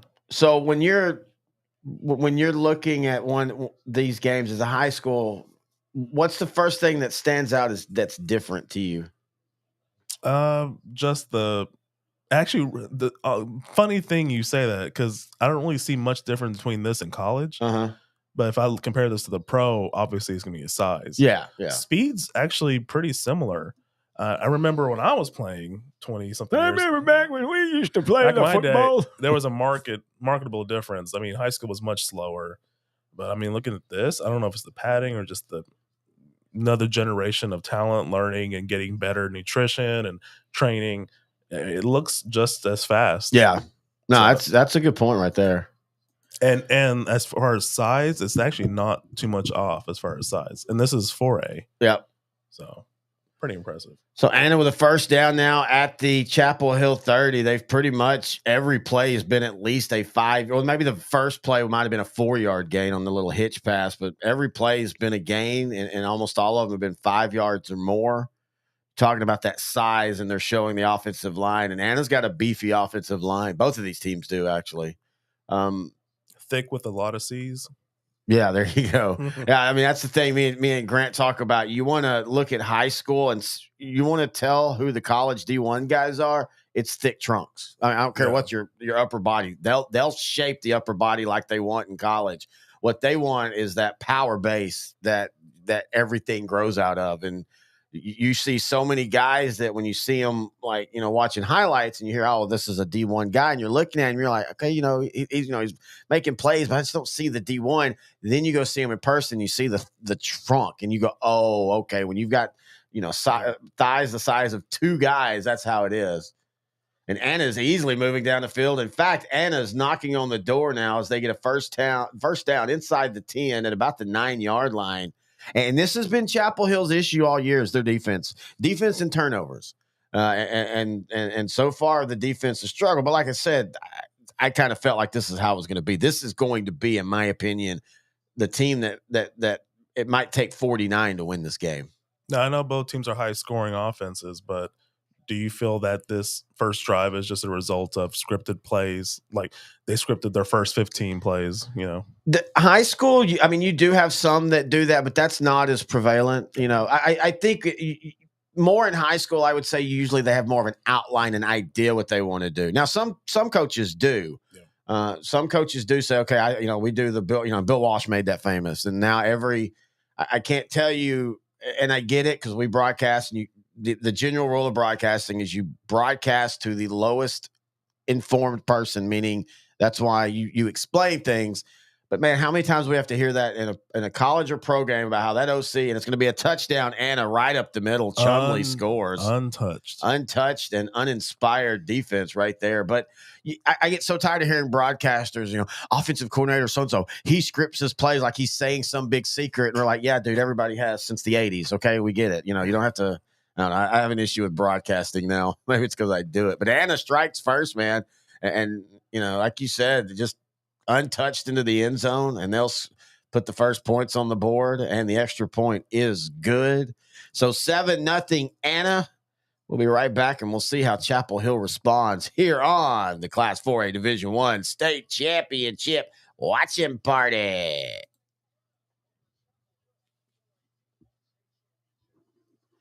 Is the thing messing up again? All right, we'll stay here, I guess. The video playback on the streamer today has been struggling a little bit, so we'll just stay here. But you played at Irving Mack back in the late 90s, early 2000, the 2000. Yes. Funny thing is it was a year off of me would have been broadcasting one of your games because Irving Mack was in the playoffs. Oh, the Chargers have fired head coach Brandon Staley. You and I were wondering about that last night when they were giving up 63 points to the Raiders without Josh Jacobs, without three quarterbacks. O'Connell's kind of settled in there, actually. Think about what happened last week. What happened last week? 3-0 Minnesota. Oh, yeah, that's right. It was a 3. So in back-to-back. So you got to wonder where Kellen Moore is now on this. And also, I think it's time, and you can't blame Justin Herbert for this because he didn't play. And I know his finger's been banged up, but the Athletic released, I was actually going to talk about this Monday, and we probably will. The Athletic released their top-tier stuff on quarterbacks, and they still have Justin Herbert as a Tier 1 quarterback. At what point does he start taking some of the blame and the umbrage for the lack of success for the Chargers? The day after people start blaming Josh Allen for some of the issues at Buffalo. Yeah, but Josh Allen has had actual success. Josh Allen's been to an AFC title game. I mean, True. Justin Herbert's 0-1 in the playoffs, and somehow he doesn't get any flack for the 27-0 collapse. Think about if that had been Dallas and Dak, and they were up 27-0 and lost in a playoff game. Think about how much flack nationally he would have got. I don't know what it is about Justin Herbert, and believe me, I think he's physically a great quarterback. But I still think at some point the question has to ask, why is he struggling? That's a very good question, man. I mean, I don't know if it's the system because now we've had a different coordinator and you're still seeing the same issues. It could just be the head coach. Brandon Staley is the only consistent thing there. That's not true, though. I mean, we can make the case that this has been the Chargers for 20 years. Well, in a way, yeah. Some of those close game loss. I could definitely see that, but I don't know, man. This is a different Charger team as far as they're just not that good. But you look at the talent and you think, oh, wait, no, they have Khalil Mack. They got Keenan Allen. They got Herbert. They got Eckler. They have a somewhat decent O-line. They have a pretty solid D-line. They have one of the best safeties in football in Derwin James. Like, you're thinking, like, they have the pieces there. So what's the problem? Well, and again, though, you say it's a different team. I mean, look at 2002 to 2010 and how many great Charger teams did. I mean, they played in one AFC title game? Yeah, North Terminal 07. And that was the unlucky for them is when LT was hurt and Phillip Rivers was hurt and all. But I mean, for some reason, whatever it is, that this has just been the issue for them. They seem to underperform with whatever their roster is. All right, Chapel Hill takes over now. Demetrius Brisbane, the quarterback, a run and throwing option or threat, but his strength is his rushing. He struggles to throw the ball consistently. Has a cannon of an arm though. And they're showing their center, Keldrick Davis. This dude is a beast. I mean, he's one of those that loves violence, and you can tell when he's blocking. That's a thick dude. Yeah, and you don't usually put your center like that. Oh, man. Yeah, so this is a tale of two offenses here because going in, I knew both teams could score. Yeah. But, you see Anna just drove all the way down, no issues, untouched touchdown. And you see the first two plays for Chapel Hill, and they're just struggling. They're down. Oh, and that's the problem when you have an offense like they do. If you can't run early, you tend to get behind the sticks. Reverse. And it's not going to go anywhere. Oh, big hit. So it's Chapel Hill's going to go 3 and out. That's the thing I tell you. Like, he's happy he made that tackle. But the thing he did that I hate is he put his head down when he made the tackle. Yeah, and you're going to see a lot of that at the high school level. The training is a problem. These players are not being taught to tackle properly. You got to look at what you're hitting. I mean, it's simple as that right there, buddy. I mean, that's old school. That's how we were taught. But we weren't taught. So what happened? ESPN. I mean, this is the thing we were talking about earlier this week. Like, what happened? Why ESPN? I mean, the highlights. Kids started trying to go for kill shots. The NFL players trying to go for kill shots. Yeah. Using your helmet as a weapon. As Anna received the punt, don't hold, stringing out, and he's going to be brought down. But Anna's going to have good field position, and they lead 7-0 with 6:46 left in the first quarter. But yeah, Troy Aikman said it best, and I hate it because again, you can't see on right here, but if you watch our NFL show, I love helmets. I that's part of why I love football uniforms. While we always talk about who has the prettiest uniforms and all that, but Troy Aikman says it best. If you took away helmets, concussions would go down. I would say probably 80%, because you're not going to lead with your head and we didn't lead with our head. We were taught, like you said, hit what you see. But we were also taught form tackle. Don't go for kill shots. Don't go for the big hit. I don't know if all coaches are teaching that anymore, or if it is, it's just not getting through to the player. No, I mean, now a lot of the rules in the NFL, I'm not sure if it's trickled down to high school. I know some of it's been trickled down to college, but a lot of these are trying to protect the quarterback, trying to protect players. So to an extent, that's good, but some of it's kind of hurting the quality of the league. Oh no, it is, and it's the sport in general. And it's not only hurting the quality of the league; it's hurting that people are getting hurt, and less kids are playing football now than they were when we were playing, and it's because of the injury concern, and it's not just helmets; it's also, all jokes aside, my knees, things like that, and people are starting to realize that is it worth it, and that's the thing that.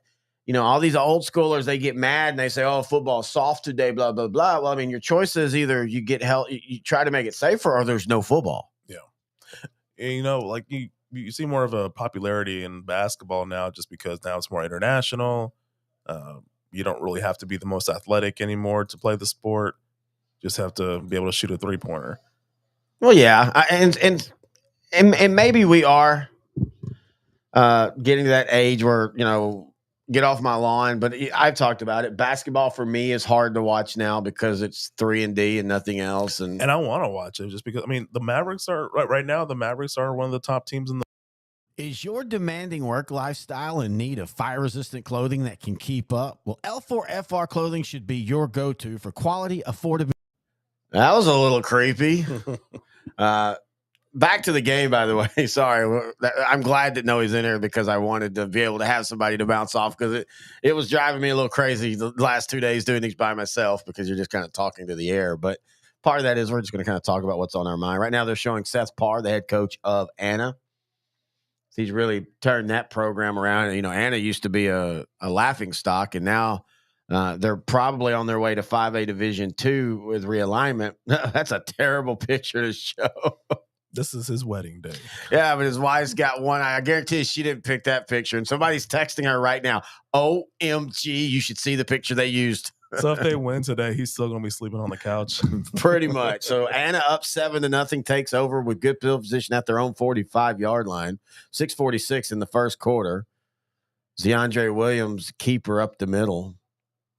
Yeah, this could be a big drive for Chapel Hill. If they can just hold Anna to 3 points or maybe 3 and out, this is really big. If Anna drives here in 6 plays and scores a touchdown, this could open up the floodgates. Yeah, and in high school, that's always a big thing. We're done factor, push it in, we're out, and so you have to see. Jacob Emmers with the reception, and he's going to get almost up to the first down. A nice little about 8-yard gain. He's shaking up. Now, he's been hurt all year long, and this is huge. It looks like his shoulder is bothering him. That almost looks like dislocation. But he didn't, unless he got drove into the ground, it didn't look like there was a lot of hard hitting right there when he got tackled. And I don't know what it was that he was hurt with for most of the year. Maybe it was the shoulder. Looks like he's okay. Probably just little bruise. And yeah, it's definitely not so. Yeah, he's moving it fine. I think he's just a little hurt. That's all. Little butt hurt. Yeah. Intern Noe's giving us his medical. Are you like Dr. Jerry Punch? Remember Dr. Jerry Punch? Oh, yeah. I used to do the sidelines for the SEC games on Saturday night. Dr. Intern Noe says. Dr. Intern Noe. Intern Dr. Noe. Intern Dr. Sound professional. Again, we'll be doing the Gilmer-Belleville game right after this one. Big third down, man. Oh, yeah, big third down. Speaking third down of momentum, Gilmer, they're 12-3, but they're on a roll right now. So that maybe what you're saying is true. They could really play a factor in that game. First down for Anna as they get it pretty easily. That was pretty easily, though. I mean, yeah, he wasn't touched until he passed. Yeah, China Spring, old talking last year. It's the second time you said that. Yeah, no. Chapel Hill is just not getting a push right now defensively. Anna's owning the offensive line. And honestly, for the 3 quick plays we saw Chapel Hill on their offense, Anna's defense was dominating their offensive line as well. And that's one thing, I mean, no matter what level you're at, you win or lose by what you do at the line of scrimmage. Yeah, I mean, in high school, I played left tackle and strong side end, and that was it. I mean, we would lose because of that. Well, that in our offensive scheme, but yeah, that was the reason why it's won and lost along the line. DeAndre Williams is going to scramble up near a first down, and Chapel Hill just, even when they do something good, like right there, they got some decent pressure on him. It wasn't enough. So now when you played strong end, so you flipped, did you go with a tight end? Yeah. Man, you don't see a lot of that nowadays. You just stay on your side. You'll see some, and you still see some, like, especially slot offenses and wing tees. You'll see strong guard, strong tackle, quick tackle. But yeah, you don't. A lot of teams now, their fronts are they're frozen. You're always a left end, no matter what. So another handoff to Chumley, and he's going to get another first down. Man, Chapel Hill is on skates right now. I mean, they just cannot get any penetration. They can't even win the line of scrimmage, and they're going to have to figure that out here quick. Yeah, they're just getting bullied, man. And the thing is, I saw some of the Chapel Hill linemen, they got underneath the padding. Yes. But Anna just so much stronger. They're just pushing him 2 or 3 yards down the line, or past the line. So 4:24 left here in the first quarter. Anna's up 7-0.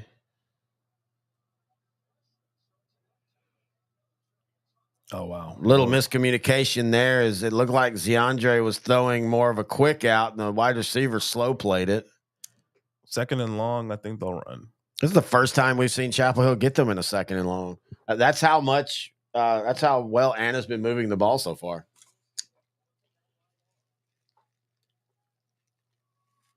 Yeah, I mean, if it was me, just because of how the offensive line for Anna is dominating Chapel Hill's defensive line, I would just keep running the ball up the middle. Just keep inserting running backs. Linemen love to put more pressure on their hands because they can just go forward. That was a bad call. Great Chapel Hill defense right there as they were trying a wide receiver screen. They're getting too cute on. That's their offense, man. I mean, that's what they do. That's in today's, in my opinion, in today's football world, you kind of said it best. I don't think offensive coordinators stick enough times with just what's working. They're trying to get too cute. I was Trevor Brooks on the tackle, really good linebacker. 15 sacks this year, right? Yeah. 3rd and long. And he's built more like a safety, which is where linebackers are today because of the speed of the game and the spreading it out. So 3rd down at 14. Williams back to pass. He's going to scramble. Got a little bit of a lane. It's going to be bottled up, but he's going to get about 6 yards. And so you're in that territory now. I don't know what their kicker's like, but it'd be like a 52-yarder, but you go for it right here. And that's what, you're seeing that more and more in college and the NFL, but that's something that's been high school forever. High school, man, you got it at the opponent's 35 and it's 4th down. You usually just go ahead and go for it because you're not going to punt, get a good enough punt to tap. And you rarely have a kicker that can kick a 50-yard field goal in high school.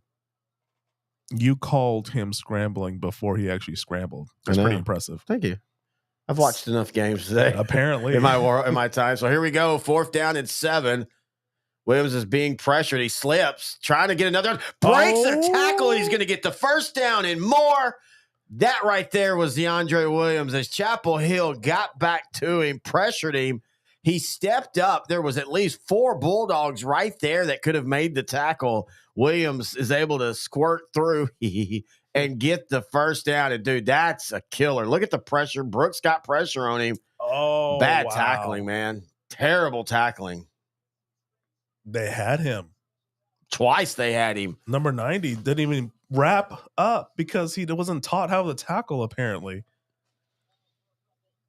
Yeah, that's the other thing, man. It's the guys that they just lead in with, and this is on all levels, leading in with the shoulder. They just think that that's going to knock a player down, and that infuriates me more than a guy wrapping up and he just falls off and he doesn't bring him out. That happens, but the guys that come in with the shoulder, that's just lazy football. That is just terrible, man. So it'll be 2nd down and 8 now. The Coyotes already have 67 yards rushing. Running up the middle. They already got it. Oh, wait. Nope. Did a little RPO there and tried to hit the slot receiver on a little skinny post. Ball was thrown just behind him. Tricked me. I thought I was going to be a run up the middle. That's a good fake. They're trying to hit Jabari Finney. Just got it right behind him. Yep. Solid coverage right there for the Bulldogs. So another 3rd down and 8. Now you're talking the difference between being down 10-0 or being down 14-0. Again, they can get a first down at the 2-yard line. Williams will take. Now we're going to have a flag. It's going to be against, I think, the Coyotes. He's going to throw it up into the air, but it's going to be way out of bounds. I think that's going to be illegal shift or motion for the Coyotes.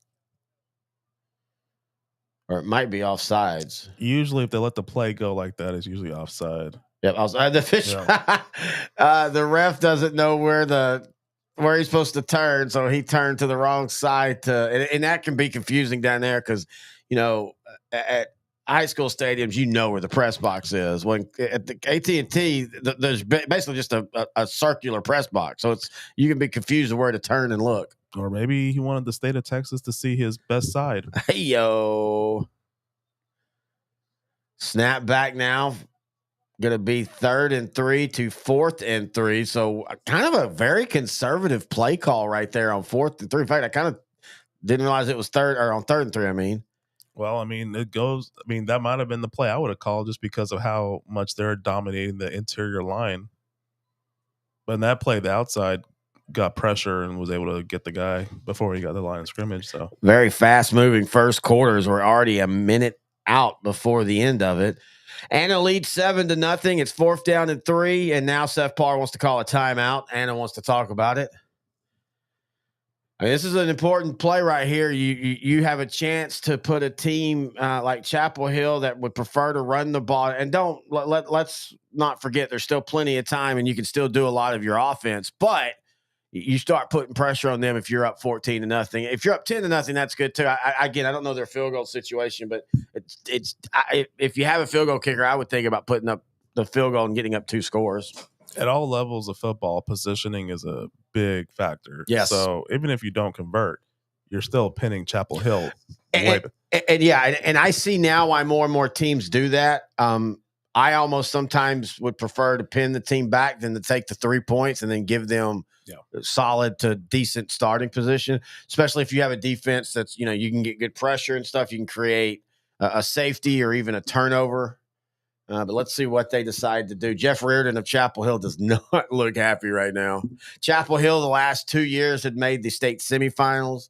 They got beat by Austin LBJ 2 years ago. They got beat by Bernie last year. The funny thing is the 2 teams that beat them were both purple, and they both lost in the state championship game. Here they're playing, and now they are coming out to try a field goal.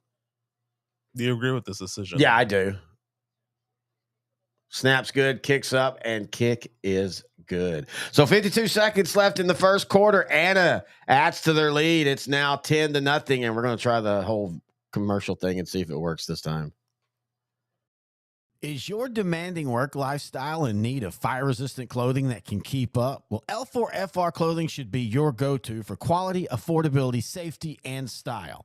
L4FR was founded by a third-generation oil field worker who is also a veteran. Thus, this company has a deep appreciation for reliability and longevity, all while we provide first-rate customer service. Our durable apparel will serve you well for many years to come, whether you're working on a pipeline, a lineman climbing utility poles, or in any other environment requiring fire-resistant apparel. L4FR has you covered. Our apparel is tough enough to resist hazardous conditions while still providing high comfort and style. L4FR provides clothing options to ensure your safety and comfort, whether you're on the job or not. To view our complete inventory of flame-resistant garments, please visit our online store at l4frclothing.com or give us a call at 817-757-4935. Si habla español. Chapel Hill takes the return up, a nice return as they trail 10-0. Again, we aren't even out of the first quarter yet, as it's been all Anna all the time so far. As they lead 10-0, Chapel Hill went 3 and out their first time they had the ball. If you're a baseball fan, Max Scherzer will be out for until the middle of the 24 season. I think they knew that. Yeah. His back. Now, remind me, Chapel Hill had 3 and out the first drive, right? Yes. So Anna has basically had the ball the entire first quarter. The entire first quarter and basically all of it in Chapel Hill's territory. Yeah. The kickoff and the punt gave them good field position. Dominant first quarter for Anna.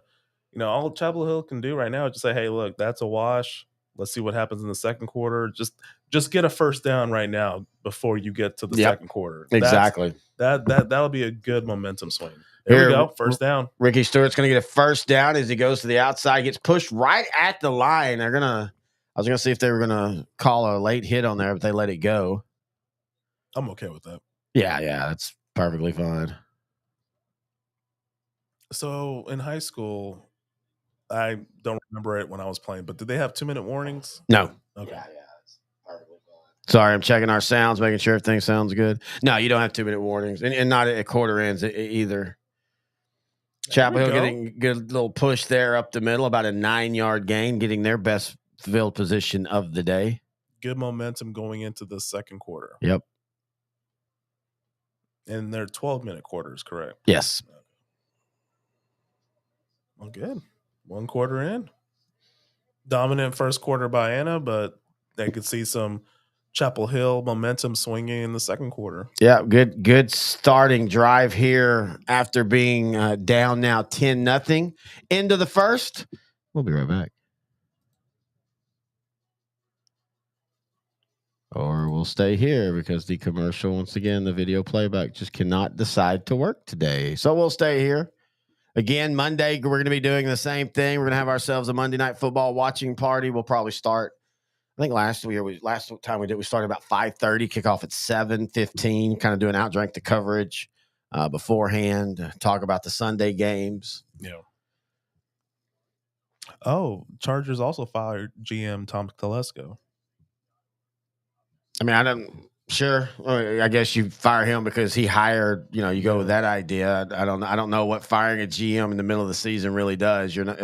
Most of your stuff on your GM stuff is, off season, but sure. Yeah.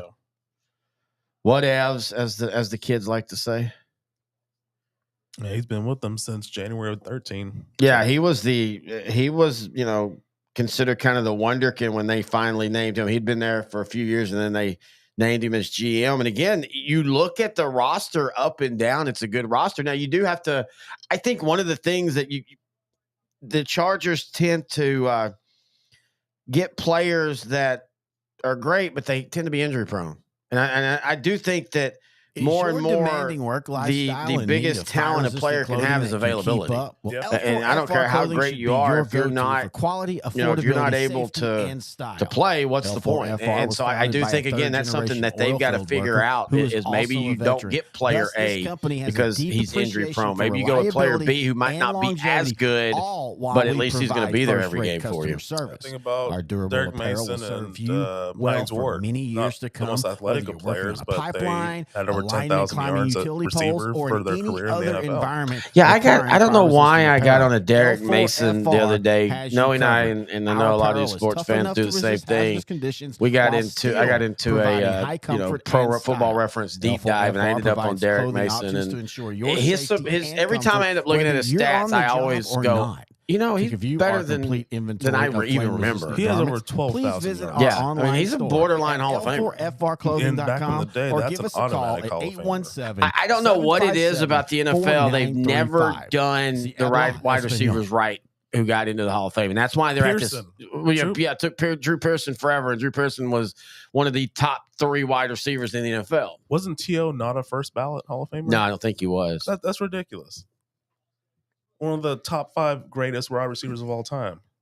But you could make the case there's 20 guys that at least should have gone in before him, not because they were better than him, but because they played before him. Yeah. All right, so Chapel Hill's going to start the second quarter, 2nd and 3. We're going to see them go deep for the first time. They've got a guy that's going to go right through the wickets and incomplete. So it's going to be 3rd down and 3.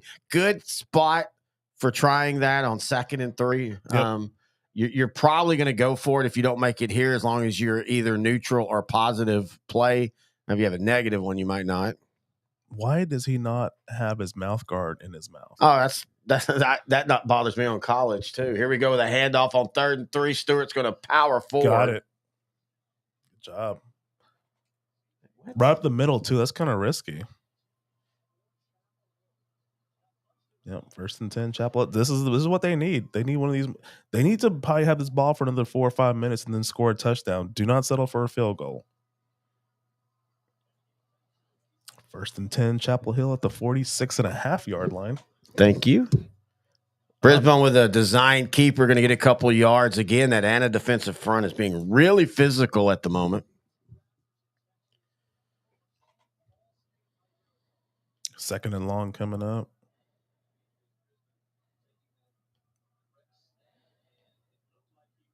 So when you played, I've always wondered this from other sides, because I grew up with a family that, we were big football people. We watched football on Friday. We watched football on Saturday. We watched football on Sunday. As Brisbane's going to roll out for Chapel Hill. Has a man near the sticks, going to be a completion and thrown out of bounds. It'll set up a 3rd down and 2.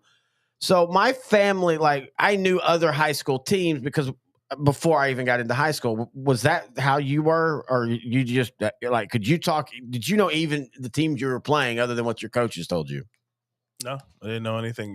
My parents came over from East Africa. Yeah. So I didn't have that in my environment. I just got into football randomly watching something on NBC, which was the 92 playoffs, Houston and Buffalo, and that crazy, ridiculous playoff game. Yeah. So that just got me hooked, and I started learning about the nuance of football, and then eventually that trickulated on to baseball. And I knew nothing about baseball, but then I started watching, and then I started learning. And I had some favorite players like Barry Bonds and Juan Gonzalez back then. But I just learned it as I went. And then public class. I had the internet back then.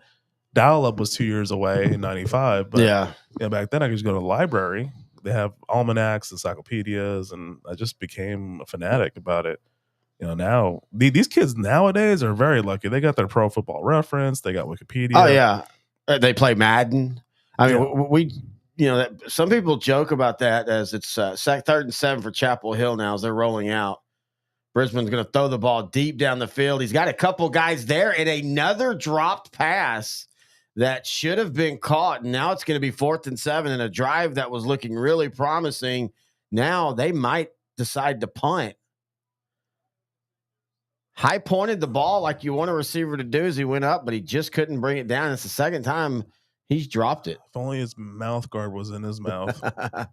But talking to coaches, they'll admit that, kids, 7th, 8th graders come in and knowing schemes and coverages because they play Madden. And you watch a kid on Madden, especially now, it's not like it was, and I still play video games. And as Chapel is going to punt, a little surprised by that, but it was 4th and 7. Good punt. Very nice punt, but a good return coming up for Anna down the far or the near sideline. Oh, boy. Breaks a tackle. If he can get past the punter, he might go. He's to the 20, the 10, going to be thrown down at the 8-yard line, but Anna is knocking on the door with a 10-0 lead, and they are in very, very good shape. Coyotes are just right now, other than maybe 3 plays, have absolutely dominated Chapel Hill so far. That guy was untouched for 65 yards. He got it at the 18, ran it, not touched. Right there, Right finally there touched. at the 25. Yeah, 25-yard line. Crazy. Oh, man, that is terrible.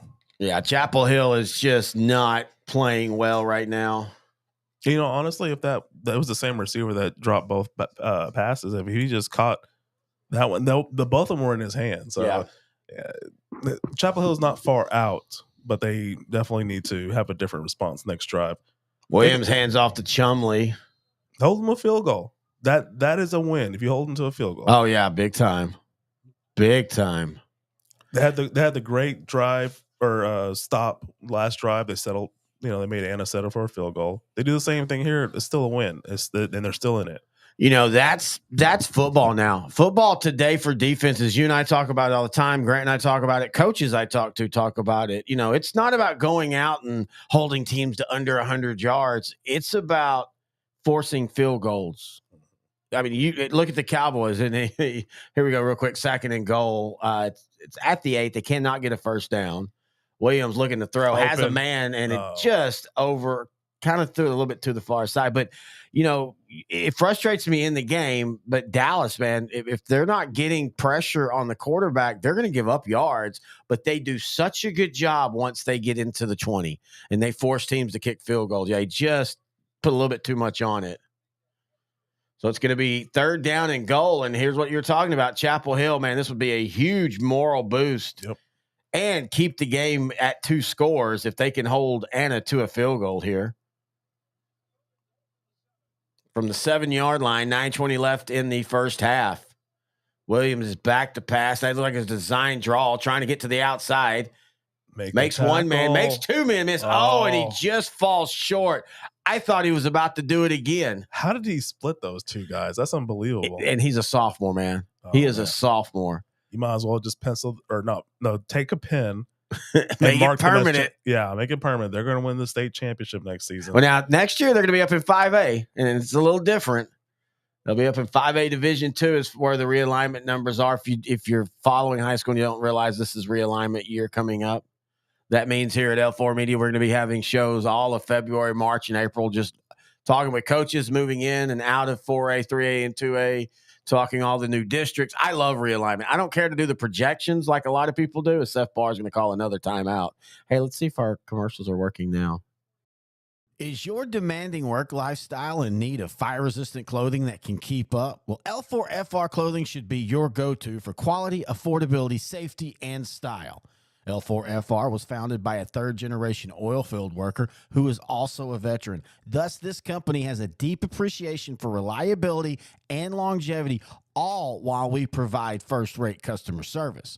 Our durable apparel will serve you well for many years to come, whether you're working on a pipeline, a lineman climbing utility poles, or in any other environment requiring fire-resistant apparel. L4FR has you covered. Our apparel is tough enough to resist hazardous conditions while still providing high comfort and style. L4FR provides clothing options to ensure your safety and comfort, whether you're on the job or not. To view our complete inventory of flame-resistant garments, please visit our online store at l4frclothing.com or give us a call at 817-757-4935. Si habla español. L4 Media, we talk high school football, 4A, 3A, and 2A in Texas. We talk East Texas sports. We talk NFL, guy talk, movie, and booze. We also talk wrestling and so much more. So like and subscribe and check us out. All right, Terry been back here with intern Noe. Anna up 10-0 against Chapel Hill. They face a 4th down and goal again. Last time they kicked a field goal to make it 10-0. I think now you go for it. I think now 2 field goals in a row, you're just giving Chapel Hill momentum and you keep it a 2-score game. I think now you might want to put a dagger because I think if you make it 17, you start getting Chapel Hill, how much effort are they going to keep putting into it? I agree with you. What play should they call? I would roll out with Williams right now. They're having a hard time tackling him. Roll out and give him a pass run option. I'm always big on 4th down and short. I get the power game, and if you've got a Derrick Henry, I get it. But I love a quarterback rollout, quarterback on the move where he has that option to do the either or. You want to put the defender, especially when you get around the goal line and you get a linebacker and it's him, the quarterback, and then there's a receiver behind him. The linebacker dictates what the quarterback does, and that puts the defense in a strain. And so I'm always big about that. And especially when you got somebody like Williams who can move around. We've already seen Chapel Hill is just having a hard time tackling him right now. I like that play, but I think they're going to just run it. I think it'll be a power move between the right guard and right tackle. All right, we'll see what they're going to do. It looks like they are going to go for it. I say that they're not really showing us the angle. But, yeah, Williams is out there. They're going to go for it here on 4th down and goal from about the 3-yard line. Quarterback draw. Snap. Now they're going to do a little toss to Chumley. He's going to get to the corner, and he walks into the end zone. Basically untouched. Yeah. Coyotes are making this a route. No, they did run it to the right, but it was more of a sweep. Yeah, just a traditional sweep with a little bit of a pitch out from Williams to Chumley, and Chapel Hill is in a lot of trouble right now. They have to respond with the touchdown the next drive. They can't do a 3-and-out. You might as well go for it on 4th down no matter where you are at on the field. You can't just let this game get out of hand. But yeah, great call. I mean, it was virtually untouched. Untouched. I'm untouched. No way.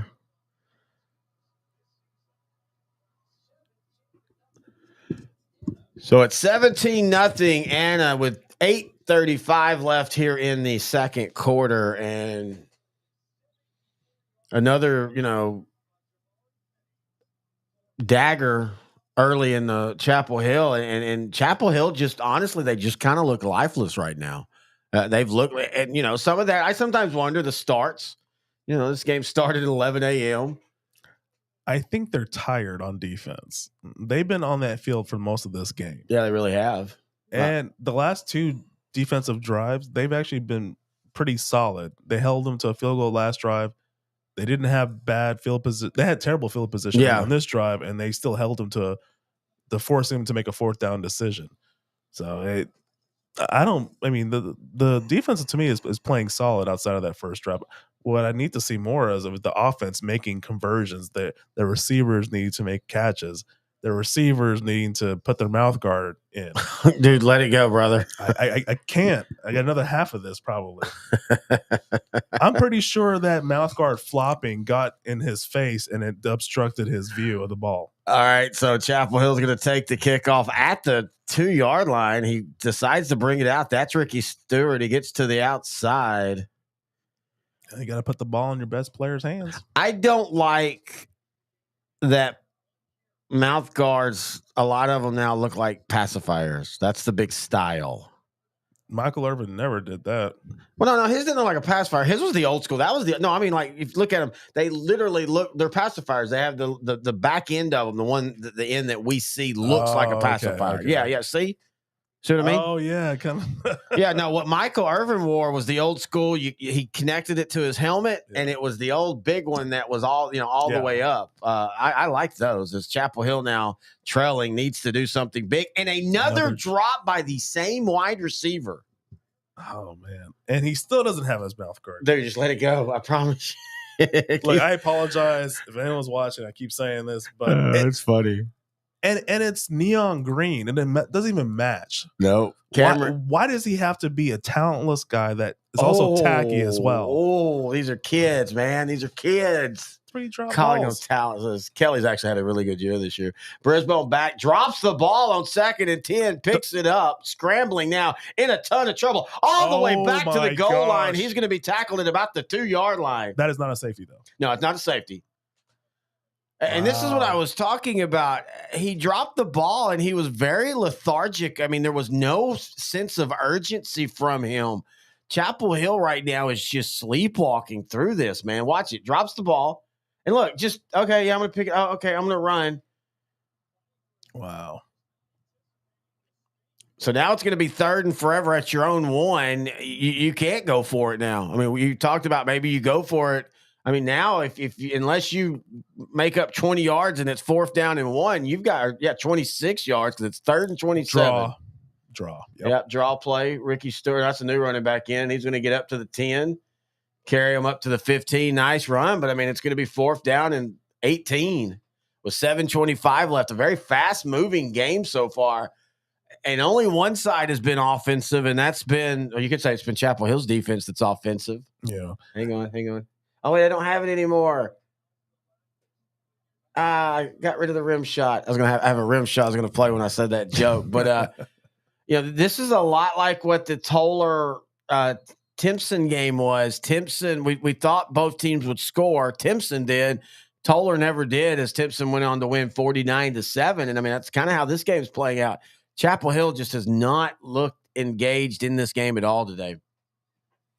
Now, on that big 3rd or 2nd down stop, there was really good coverage in the secondary. So he should have thrown it away. But, I mean, in his defense, there was really good coverage. So Chapel Hill's going to punt now with 6:50 left in the first half, trailing 17-0. This is what I told you. They should not have had a 3-and-out. Short punt, and wow, it takes a bounce. And Chapel Hill's truly in danger of being run out of this game right now. Holding to a field goal. I mean, at this point, they really can't afford Anna to even get a 1st down. Jeff Reardon, they're giving his bio. He won a state championship at Sulphur Springs. That was a great team. Tyrick Rollison, the quarterback. They beat Dayton. Was it Dayton or Crosby in the state championship game? It was like 49-48. Oh, wow. Great quarterback. He ended up bouncing around. He played so long in college because he took time off that he was the first quarterback when A&M Commerce started resurging and becoming a national power before they won that national championship in 2017.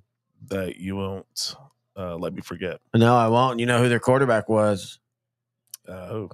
Luis Perez, who quarterbacked the Renegades. The Arlington Renegades. The Arlington Renegades were 3-6 and were scoring at 9 points a game. They traded for Luis Perez. They go on a 7-game winning streak.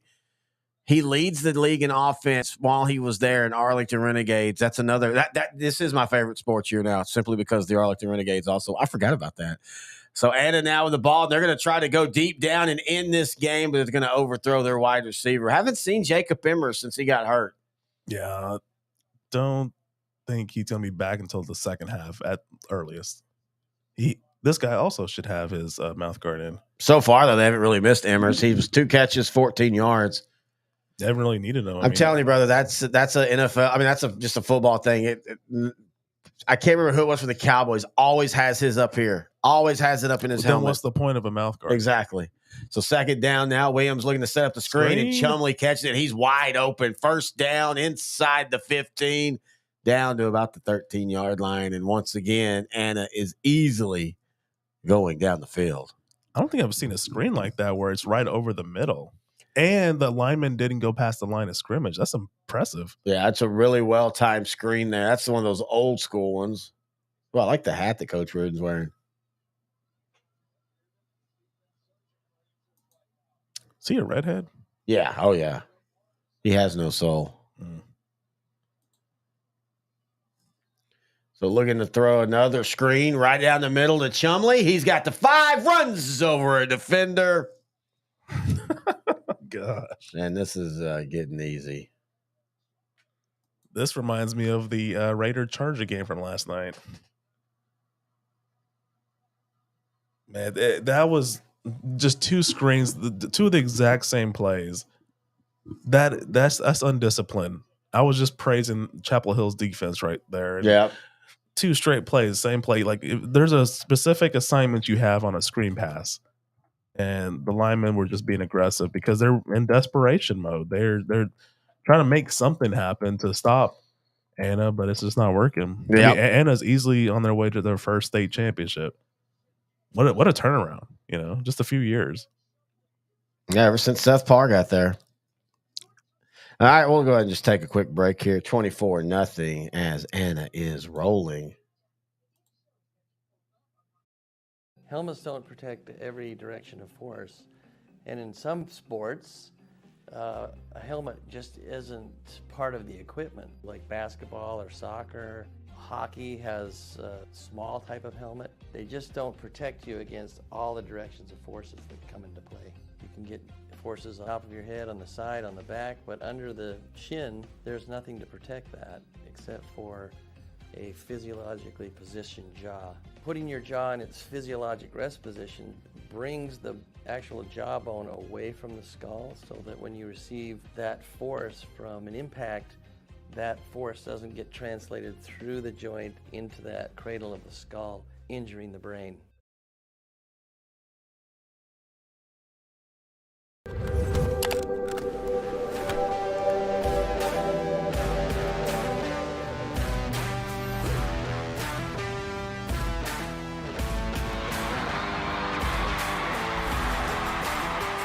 Hey, I mean, that's a good point. I think we might start seeing some go back. Terry Bennett, intern Noe back here. L4 Class 4A Division I State Championship watching party. And if you're an Anna fan, you're happy, as it's been the Coyotes the whole time here. 24-0. Unbelievable.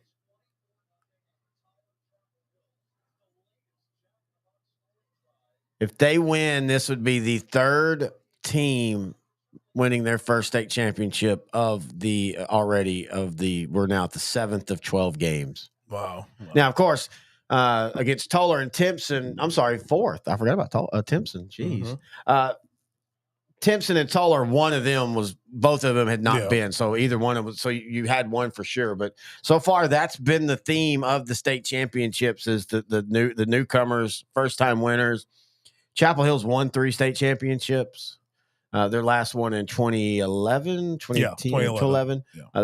They actually played their next door neighbor Henderson in the state championship because that's just how the regions were drew up. So they literally played a team that was 45 miles down the road in a state championship. Yeah. And it kicks off here with 5:25 left in the second quarter. Stewart slow playing the return. Now he's going to try to hit the edge. Gets to the 20 and then knocked out of bounds. We got a flag on the play. That's one thing I'll say. There hasn't been a ton of flags here early. It's kind of hard, though, to do anything wrong if you're Chapel Hill because you can't even get your hands on your opponent. I am shocked by this. I'm not shocked at the 24 by Anna. I am shocked at what Anna's defense is doing right now. But again, I wonder how much is it what they're doing and how much is it – I don't know. No, it just doesn't look like Chapel Hill's woke up ready to play football today. You promised me a great game, so I'm a little disappointed in you. Sorry, I'm not mad at you. I'm just disappointed. You sound like my dad. Like every phone call or every message from dad, I'll just be random. Like, hey man, the Rangers won the World Series. Yes, son, and I'm still disappointed in you. I'm not even angry. I'm just disappointed. At this point, Reardon is gonna just tell his team like, "Hey, go to hell." No, that was one half. We're gonna have to start the second half off from scratch. It's 0-0, and just go from there. Well, the first play here on this drive goes backwards. They're gonna have to worry about if Anna's gonna get the ball again. I would just go ahead and just let this clock keep running and just get. But you can't though. I mean, you're down 24-0. Nothing's telling you that Chapel Hill's going to drive here and score unless they get some trick play going. They need something. I'm just about to say they need a spark. They need something to get some emotion going because they are just sleepwalking right now. They're losing the battle at the line of scrimmage. That one receiver is not catching passes. Now we have a flag.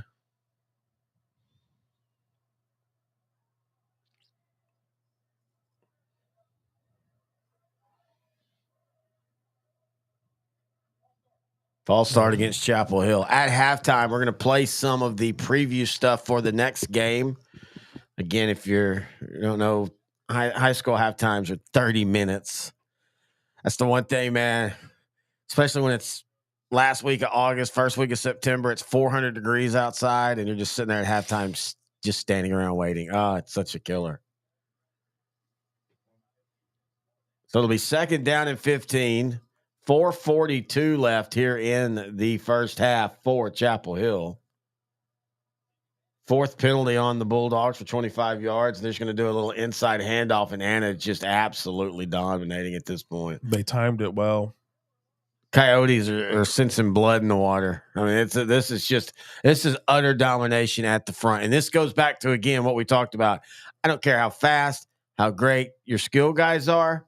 If your offensive line is not blocking on that day, you're going to have a bad day. And this is exactly, and credit goes to Anna. I'm not trying to say that Anna's not part of it, but Chapel Hill, I know I keep saying it, but they just don't look like they came to play at all. They just don't look like they want to be here. Does this look like the team that you've followed throughout the season? So that's been kind of a thing. Brett Sweeney of NETSN, he's from Chapel Hill. He's there broadcasting their broadcast. And I have said that, Chapel Hill at times is plays uninspiring ball, and it gets them in trouble. You can't. Some squads are just like that. Some teams are just, some teams are ready to go every game. Some teams are slow starters. Some teams are fast starters, slow finishers. With Chapel Hill, it just feels like, and that's one of the reasons why they've got losses and against good teams. Don't get me wrong, but I mean they went up against Lindale, and Lindale just blew the doors off of them. Kind of shocked everybody. And I think a lot of it was a game like this where Chapel Hill, just for whatever reason, just doesn't have that fire under them to play. No, Anna calls a timeout. Well, yeah, because you want to get the ball back possibly. It was 4 minutes. I think that's 3 minutes longer than they really need. The way they've been scoring at will right now, you're not kidding there, brother. So it's 3rd and 17, 4:19 left. Are they just going to run a halfback draw again? I mean, what else are you going to do? Again, and this isn't an offense built on throwing the ball all over the place. That's the other issue with this, how this game is rolling for Chapel Hill right now. I would just go deep. If you're going to get an interception, might as well be at the 50-yard line. I don't know if he has the arm to throw it that far. Brisbane is a athletic quarterback, or an athletic guy playing quarterback, not a quarterback. Then I'd run 4 deep, wait 5 seconds, and then just take off. That's exactly what they're going to do. They're going to throw a go, and as you can see right there, going to be incomplete, and it's going to be 4th down. Massive miscommunication.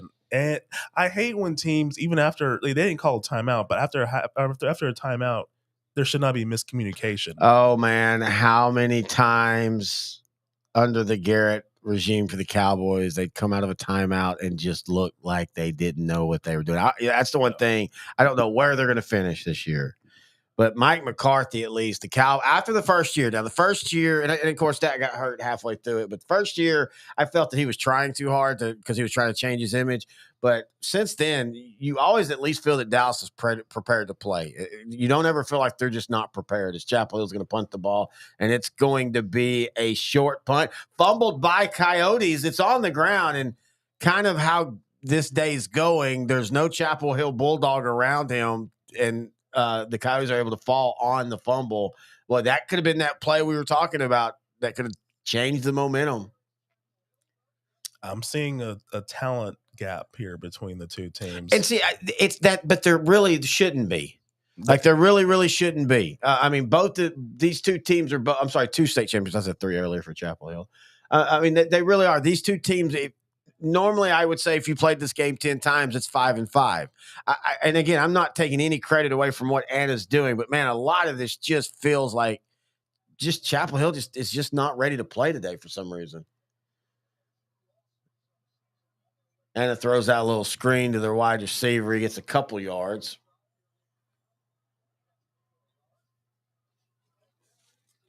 I mean, they had a pretty impressive run to the state title game, you know. Ocampo, Kilgore, Davenport, all good, really good teams. Yeah, well, I will say this, though. This goes to the thing about Anna was in one of the toughest regions in the region with China Spring, 2-time state champs, with Stephenville, with Waco La Vega. Yeah, Stephenville won 21, right? Yep. Salina and all them. And you know, Region 3, I don't think was as tough as what people thought it was. 2nd and 6, and Anna just going to run a simple off tackle from the jet sweep position, get about 4 yards, set up a 3rd down with 3 minutes. Let's see, if I'm Chapel Hill, why are you not calling a timeout right now? Why would you? You've got to get the ball and score. I mean, you're going to have to find 24 points. And this offense is explosive, but they're not an offense that you go, okay, we're down 24, let's turn it on and go. I mean, you've got to find points where you can. Fair points, but nothing that I've seen in the first half shows me that Chapel Hill is going to do anything on the offensive side of the ball until the second half. Williams is going to be pressured, and he's going to be sacked. And finally, Chapel Hill with a big play. Now you've got to call a timeout, right? Yeah, I guess. How many timeouts does Chapel Hill have? Have they even used any? No, they haven't used any. Yeah, now he finally calls the timeout. Wasted about 30 seconds right there. I'm not sure why he took that long. Good pressure right here. That was holding on the guards. Yeah. More of a coverage sack than anything. But that right there, that's the best play we've seen Chapel Hill do all day. Yeah, defense has been the better part of this team in this first half so far. And they've given up 24 points. Yeah. Well, I always throw out the first drive in any game because that's usually scripted or always planned out. So you don't count. That's a big thing for you. You don't count them. I usually don't count them because usually it always ends in some type of points because you kind of know what you're going to go with those first few plays, and then after you get punched in the mouth a few times, then you start adjusting, and then the really good teams know how to adjust. Yeah. Now, and that applies to all levels of football. Yeah. No, I agree. Here they had the first touchdown, but then they had the punt return. And it was small field position. They held them to a 4th down touchdown, but still, like this defense has been outplaying the offense in this first half. Oh yeah. Now, hopefully, in the second half, they'll come out with some adjustments. Reardon's a good coach. He's had success taking this team to the state championship, and he's won state championship before. So they're gonna have a second half adjustment. I want to see what they do when they come out of the first half break. Yeah, showing his 4 seasons at Chapel Hill, they were region finalists in 2020, and then the last 2 years we talked about earlier, state semifinalists, losing a thrilling game back 2 years ago to Austin LBJ, 38-35. That was just back and forth all game long. So Anna's going to punt with the lead now with 2:19 left here in the first half, up 24-0. They're going to be able to pin Chapel Hill back deep, and a good punt is going to stay inside the 20. This is part of the talent gap I was telling you about. Anna's kicking game is far superior to Chapel Hill's. Well, and that's the thing again. You don't watch high school kicking is so extreme one way or the other. You'll have programs like Argyle tends to always have a really good kicker. Yeah, they've had kickers that are played D1, a couple that have went into the pros. But yeah, that's field goal and kickoffs and punts. It just, you'll have some teams that's a big part of what they do, and then you have other teams that it's just we got to kick. Yeah. It always blows my mind. I will never understand coaches that do not take special teams important or take them seriously. Yeah, field position is the most important part of a game. Man, I think the thing that has shocked me the most of what Chapel Hill has been doing here, Noe, is we've yet to see Chapel Hill try to get to the corners with their speed. They're trying to go up the middle, and Anna's just, their defensive line is holding up the offensive line and allowing their linebackers free reign. Yeah. Number 35 right there, he literally was sitting in the gap for a good second before the running back even got there. Yeah. Brisbane looking to throw now, and he barely gets it close to the target. It's incomplete. Anna's corners and the secondary are just all over Chapel Hill right now. Taylor Lee, our videographer director, he makes a good point. Chapel has more false starts than first downs right now. Oh wow, yeah, that's how bad it's been for them. Well, 3rd and long again for Chapel Hill. Just don't get a sack, I guess. Sure. And we're going to have, he must be ahead. That might be why he said that. We're on, since we're streaming, sometimes we're a little bit behind, sometimes we're a little bit ahead. And that might be why he said it. But yeah, he's right for sure now. It's always tough, man, when you get your team to the state championship level, any championship, college, pro. Yeah. And this is the game that all this happens. And this, I mean, that's just you're showing yourself to the state of Texas for the first time completely. This is the only game that's being played right now in Texas high school football. And to be struggling like this, but again, another false start. This is crazy, man. This is a good football team. This is a good coaching staff. This isn't a team that, they always do this and they just, I say that. They do turn the ball over a lot. We've talked about that.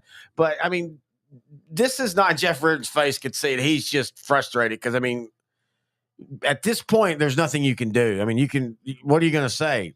I mean, your players know not to false start, yet they can't. That's why I said get to halftime, take notes, get to halftime, make adjustments. That's all they can do. This is an L for the first half. But they're not out. It is a 3-score game. They can still get into this game. They just need to have a good start in the second half. 3rd down and 19. Brisbane from the end zone. Now he's going to roll out. And he's going to be tackled at the 2. I mean, now they have to punt the ball 4th and long, and their punter is not the best. Yeah. I mean, Anna right now legitimately has no ball. 35 for Anna is just having a great game. Sheds the block really well right there. Fights it off. Gets a little help and brings down Brisbane. And so here we go. Going to punt. I would just go for a punt block. I'm actually surprised. Oh, Anna's out of timeouts. That's what I'm going to say. Why hasn't Anna called timeout? They're out of timeouts. But, I mean, like you said, they're going to get the ball with good field position, and that time is not going to be. Wow, C.J. Miller, 21 tackle for losses, 8 sacks, 191 tackles on the year. Now, I will say this. I said this last night. Tackles are some of the worst stats in football because every coaching staff considers tackles different. Yeah. Some are you've got to be the guy. Some coaches don't like to give tackles out. And then other coaches, if your foot touches the guy, that's a tackle. We'll mark it. But watching C.J. Miller so far in this first half, I'm going to go ahead and say a lot of those 191 tackles are valid because he is just absolutely controlling the inside gap for Anna right now. Yeah, man. Number 35 has been the star on defense for Anna this game. Again, he's been all over the place. The whole front for Anna is making life easy for Miller. And I just think that's been the biggest difference in this game. Is Grant at this game? Yeah, Grant's at the game. Nice. Is he going to be there for all the games this weekend? Or I know he's usually there for the 2A through 4A, and then usually on Saturdays he, depending on the temperature, he likes to throw a log on the fire outside and cook some food up, and they'll kind of watch at the 6A games. I don't know if he might stay tonight just because it's the last, he's already there type of deal, but I don't know. I think Anna with the Chapel Hill just call a timeout. I think on this 4th and long, Anna should just go for a punt block. Yeah, you might as well. Yeah. Or he set it for a punt return because they've already had a 60-yard punt return. Max coverage, yeah. Max coverage and just block them. Either way, though, you should be getting good field position. Oh, yeah. Yep, they're doing max coverage. Oh, snap went through the end zone for a safety. 26-0. Oh, boy. Now it's a 4-score game. Now, oddly enough, for Chapel Hill, this might be the best thing because instead of punting from your own end zone now, you give 2 points up, but you're kicking from normal position. Let's see what happened. They just went right through his wickets. Too high. Yeah, but you got to catch that. I mean, he's a punter. Not really asking. He's also their starting linebacker. I mean, this isn't a high college and pro where you have specialized players. Usually your punter at the 4A and below is usually going to be somebody that's doing 3 other things. Yeah, true. I mean, and his defense, he plays defense. Yeah, in his defense, you're not expecting the ball to go that high. Now, I know he has specialized gloves that should be able to help him make that catch, but yeah, the snapper snapped it too high. I'll blame it on the snapper. Funny story about that. So a couple years ago, Grant and I were at a game, and Grant has a backpack, and so a lot of times we go inside the stadium and like to walk the field and stuff, and he'll put his backpack on the usually a track or just on the ground next to the stadium seat, the stadium seats for the home side, and then we'll just pick it up at the end of the night. And so one of the players, I think this was China Spring and Stephenville 2022, but one of the players was doing something and he threw his glove, like one of his receiver gloves, over by the bag. And so I went over, I was going to go over there and Chapel's going to squib kick it. Well, I guess Anna's scoring another touchdown before that. So on the safety, you kick from your own 20 and they squib kick it. So Anna's going to start with 36 seconds left at about the 48 at Chapel Hill. But anyway, so the kid throws his glove over by his bag, or by Grant's bag. And somehow the glove had gotten, and maybe he threw it directly onto the bag. But anyway, point is, I went over there to grab it, and it was like grabbing tape. They're so sticky now. Like it like the rest of the night, I kept feeling like something was on my hands. And it wasn't that the kid had put a subs on. That's how the gloves are now. And so for all the talk about the 70s and the 80s and stick 'em, I mean, those gloves now, man, I don't see how anybody misses anything wearing those gloves. Those things, like I say, it's like flypaper. Well, lunchtime's over, Alexa said. We missed it.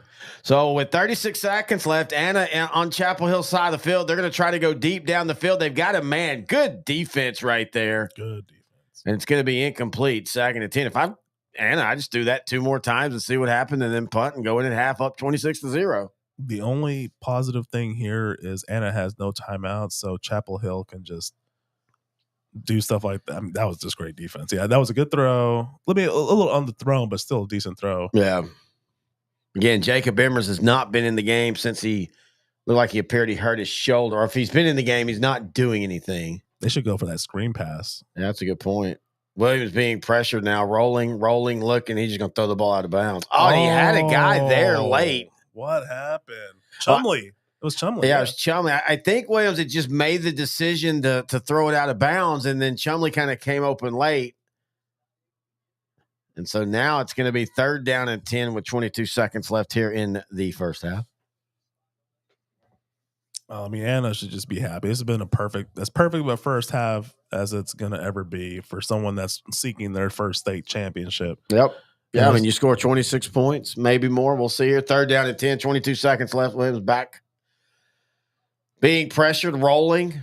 Now he's just going to be thrown out of bounds, and that's going to be 4th and 10, or about 4th and 12 with 13 seconds left. And the Chapel Hill players talking crap. Like, why? Really? That's the thing and you and I are from the era that, I won't say our era started the trash talking, but it became more normalized.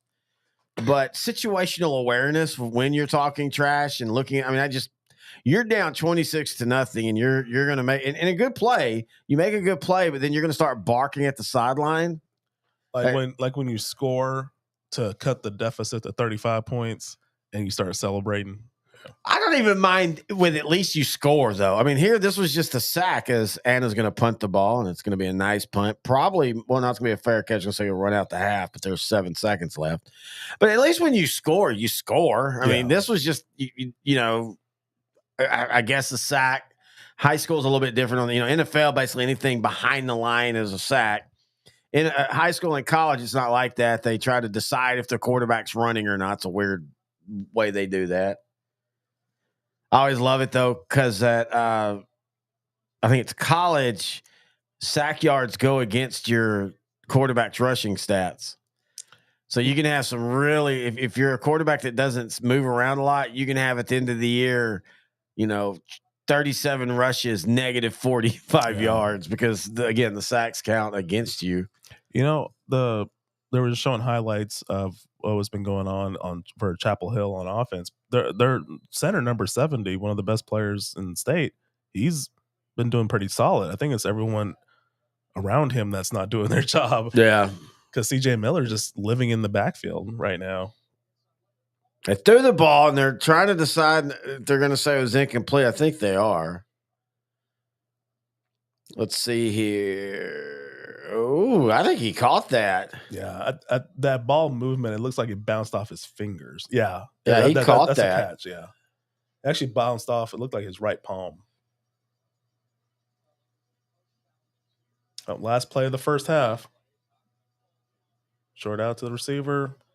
Short gain, about 5-6 yards, and we're at halftime.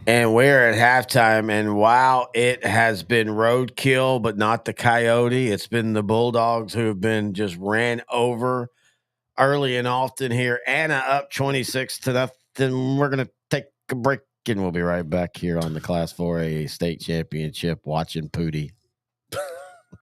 Are you an athletic director or coach looking to make your locker room pop, looking to refresh your look, looking to redo your brand? Well, check out SI Design and Printing. They're going to transform your sports organization athletic facilities into what you're looking for by enhancing the student athlete experience, boasting the brand, and honoring your past. They do that with banners, backlit signage, locker graphics, window graphics, fence mesh graphic designs, and so much more. If you need a refresh, SI Design is going to help you do that. Check them out online, sidesign.net. And hey, if you're a parent or a grandparent, they've got something for you as well, as SI Design is the leading provider of custom sports prints. They offer a variety of products, including posters, banners, canvases, and more.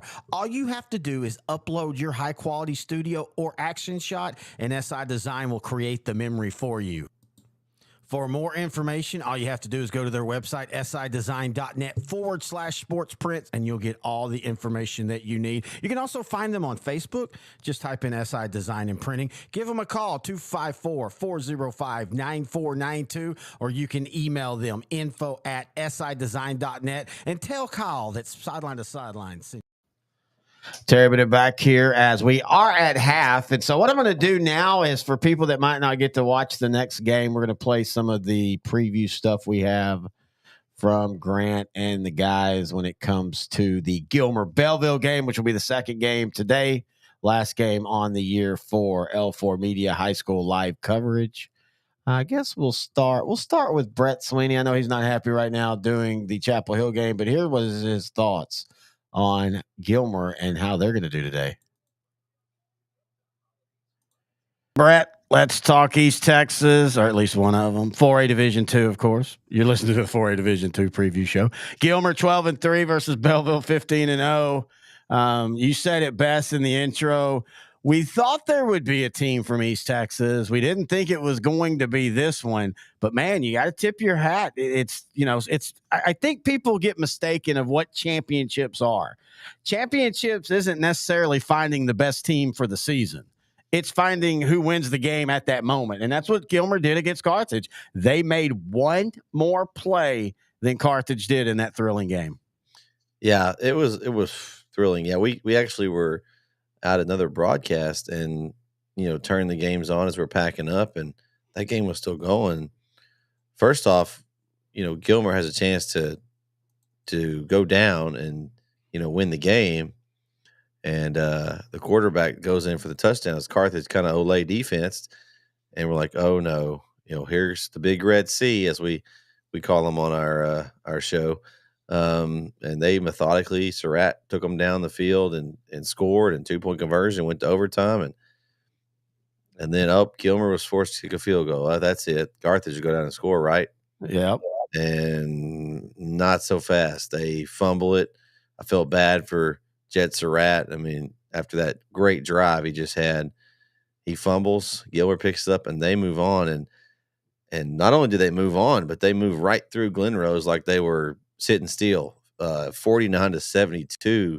Terry, I looked up at the score when we were doing the Chapel Hill game last week, and they had like 35 points already. I was like, goodness gracious, is the quarter correct? Yeah. I mean, they got up and started scoring fast, and we've talked about all year Gilmer could score the ball. Question was, could they stop anybody? And I mean, if they can score 79 points, that's going to be tough to beat. So, I look at Belleville and obviously the slot T is going to be tough to stop if you're Carthage and if you're Gilmer. But man, the speed Gilmer has right now, Will Henderson, that guy is fast. Yes. He is, and they've actually moved him. I was listening to someone tell me, and it makes a lot of sense. I saw him week 1 against Chapel Hill in that shootout, and they've moved him to defense. So he's playing both ways now. I think Coach Metzel's kind of moved some guys. Let me put my best guys out there now. Is that, you got to throw all your, at this point, doesn't matter. It's the last game. But I think that was the move that's probably helped them the most. You look at Gilmer's schedule, and it's not like they haven't played anybody, Terry. See, you got Chapel Hill. They're still playing. Kilgore, yeah, they went all the way to the regional finals. They were pretty good. That's 2 of their losses. You got they played a close game with Lindale. Lindale's pretty good. You got, of course, Pleasant Grove. We know how good Pleasant Grove is. So they played a really tough schedule. I kind of thought originally, we cover center a lot. I thought that center might beat them first round. And here we go. Gilmer is in the state championship game. And these 2 teams couldn't be more different. Yeah, no, I agree totally on that. They're the same in their athleticism. It's just what they do. As you talked about, with Belleville, you're going to get a game that they're going to just sit there and grind you with Sam Henrique and D.D. Murray, the 2 slot backs. And then they've got, of course, I think, maybe the best defensive line player that you're going to see all weekend. And yes, that's including the Duncanville, North Shore, and DeSoto and Humble Creek and Nose and DJ Sanders. This is a guy that 2 years ago, Grant and I went down and saw Belleville, and he was a fat freshman. He was 320 pounds. You could see what he could do, but he was a freshman, and, in 3 plays, he was gassed. Now he is slimmed down to 305 pounds. He's athletic.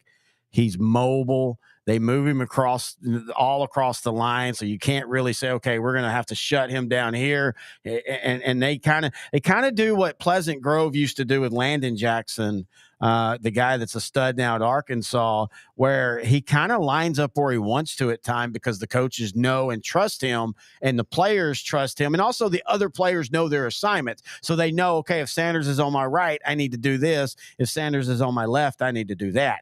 And I'm telling you, Belleville's a machine right now. Belleville is a 4A version of Franklin with a better defense. I love what Gilmer's done this year, but at the end of the day, and I know they've improved, but Gilmer's defense, I just don't know if they can stand the power and the grinding of what Belleville's going to do with that slot team.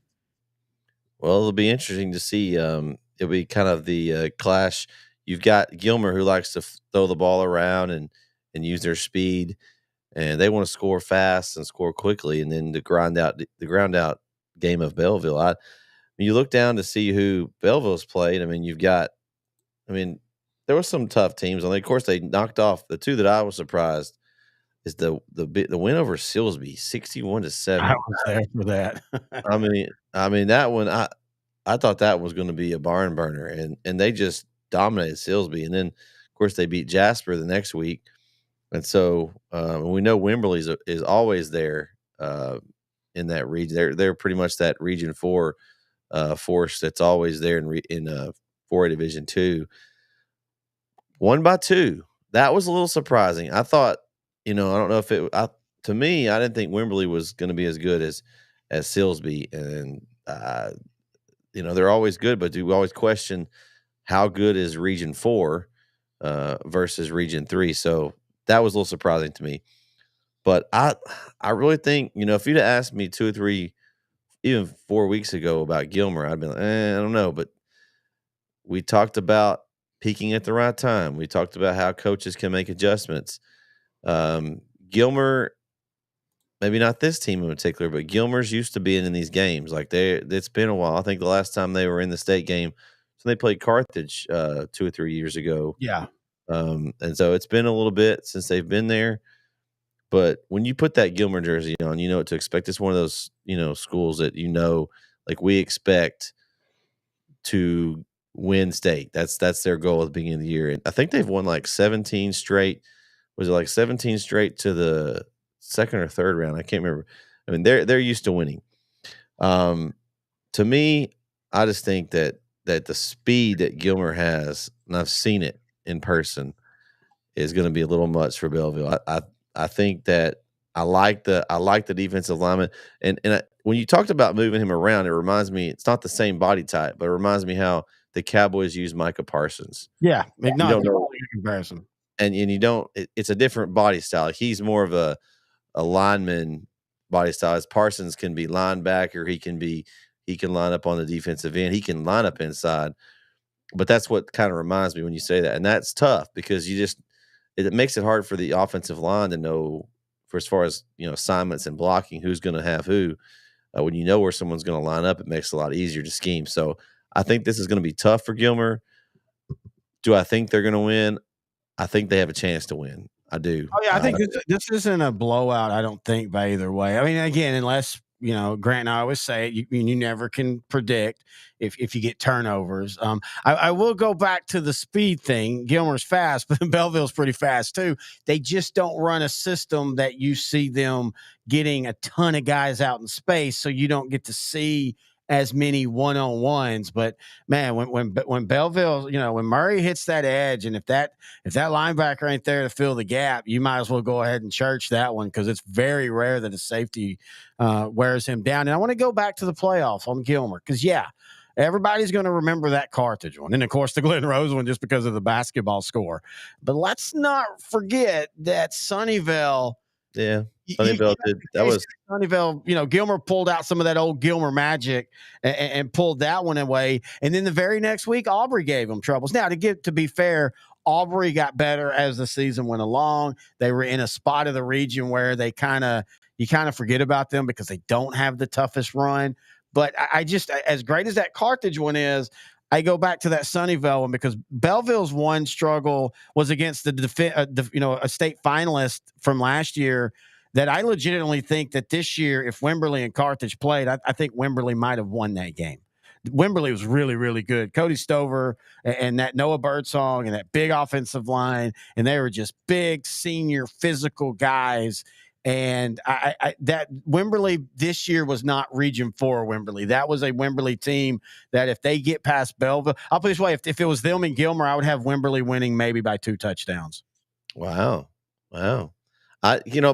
Here's the thing. We talked about all year. My favorite coming out of Region 2 was Pleasant Grove. I thought this was the year Pleasant Grove, it was their time. They have a lot of guys, D1 commits. I want to say like 10 or 11 guys at least on that team that's going to go D1, and a lot of seniors on that team. And they've pretty much been that same group for the last 2 or 3 years. I kind of thought that was going to be Carthage's, kryptonite. Yeah. When they came back, and I say it a lot, but it's something about having that red C on your helmet, Terry. I don't know, looking across the sideline, it's almost like Pleasant Grove just folded. Carthage makes a touchdown, gets close, and it gets to the end of the game, and it just changed the momentum. And talking about, you look at it, and you look at how Gilmer lost to Pleasant Grove in the season, 63-28. But it seems to like the right time. Now, we'll say Sunnyvale. I didn't know this until they played him, but Adrian Peterson's brother is a quarterback on Sunnyvale. Son. No, it's his brother. He's got a brother. Okay. I'd been heard. Yeah, I'd known there was a Peterson there, but I'd heard it was his son. No jokes aside, I thought it was. There was people telling me that it was the one that infamously got Adrian Peterson in a little bit of trouble with the switch, no switch thing. I didn't realize it was his brother. No, I think his dad has had a couple of different wives, I believe. But you think? Yeah. So, but honestly, I watched some of the clips of this one, and they were alternating the quarterbacks. Yes. And when he was in, he was dynamic, and and so I think that was part of that. I think that Sunnyvale, they're going to be a good team the next couple of years. I think he's a sophomore. Yes, he's a sophomore. So they're going to be to be reckoned with there. But so I think that was a bigger win than what you would think it was. I just from seeing those highlights. But man, beating a team like Carthage gives you a lot of confidence. Oh, no, you're right. You're right. You've had some trouble. So I think when you come in and Glen Rose gave Carthage trouble last year, and I don't know if they were like, oh, I was like, oh, we don't have to play Carthage, man. We got this. I don't know if they came into the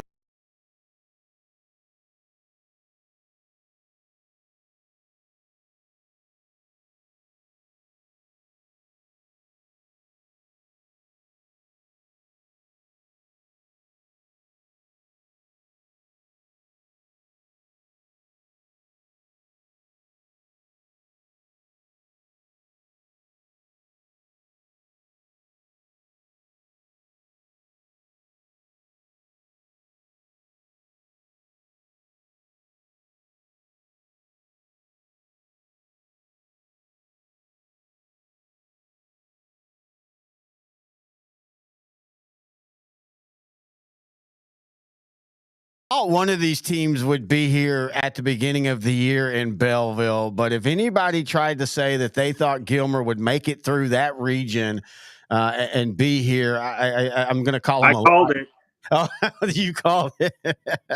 But Gilmer, Belleville, it might not be the game we thought we were going to get, but I'm going to tell you what, this one is a tasty, tasty matchup.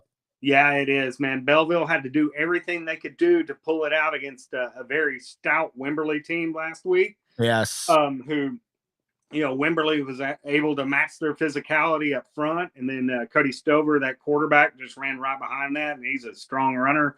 Gilmer's going to be a little bit different animal for Belleville. They're more like the Silsbees, right? Yes. Where they're big. They're strong on the offensive line, but they're really going to try to get one of the fastest guys in 4A into space, and that's Will Henderson, the running back. And you give Will Henderson any room, he's gone. He'll take it to the house. So Belleville's defense will have to be really cognizant on where Will Henderson is at all time. Caden Tennyson, the quarterback for Gilmer, can get it out to Brendan Webb.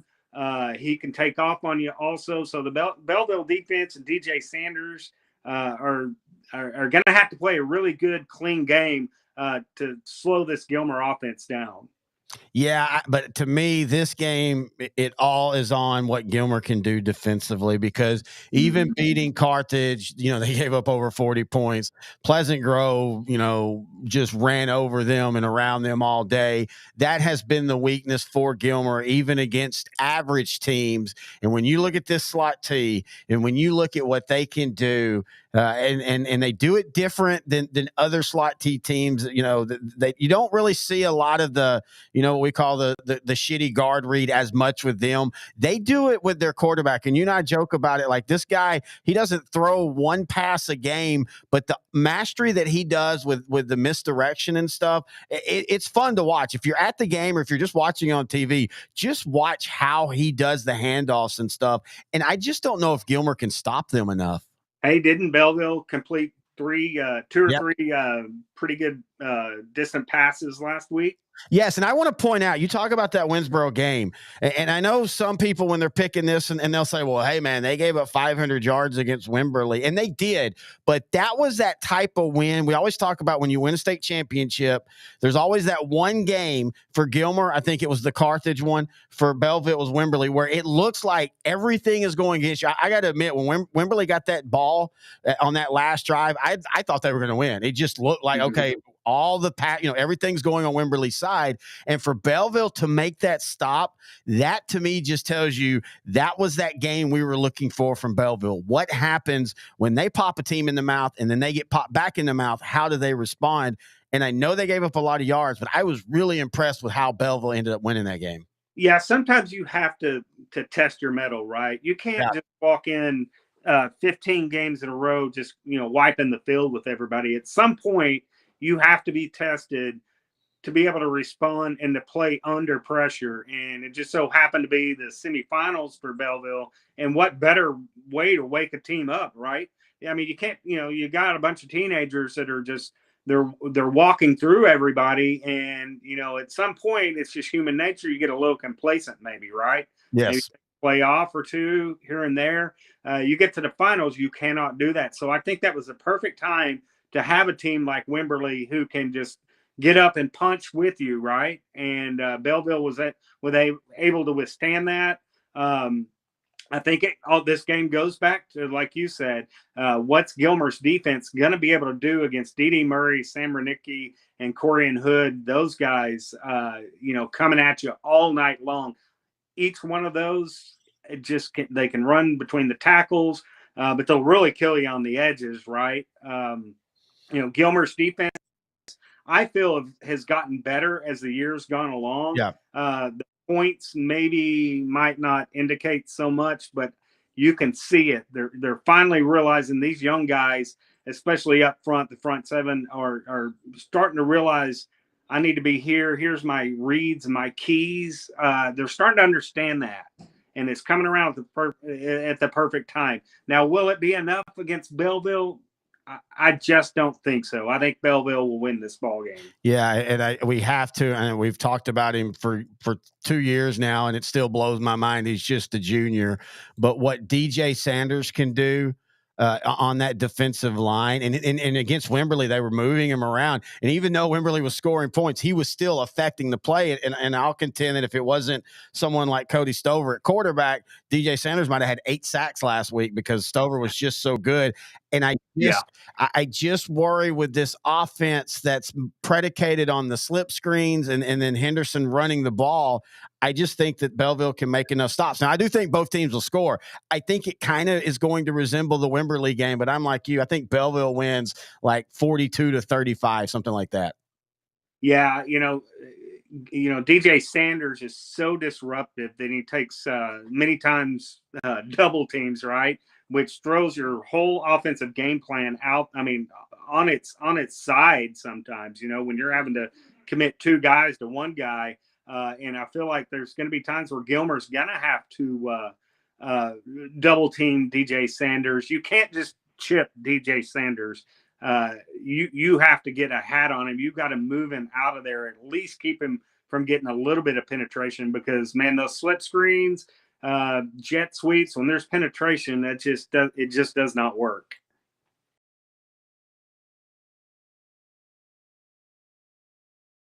All right, Terry.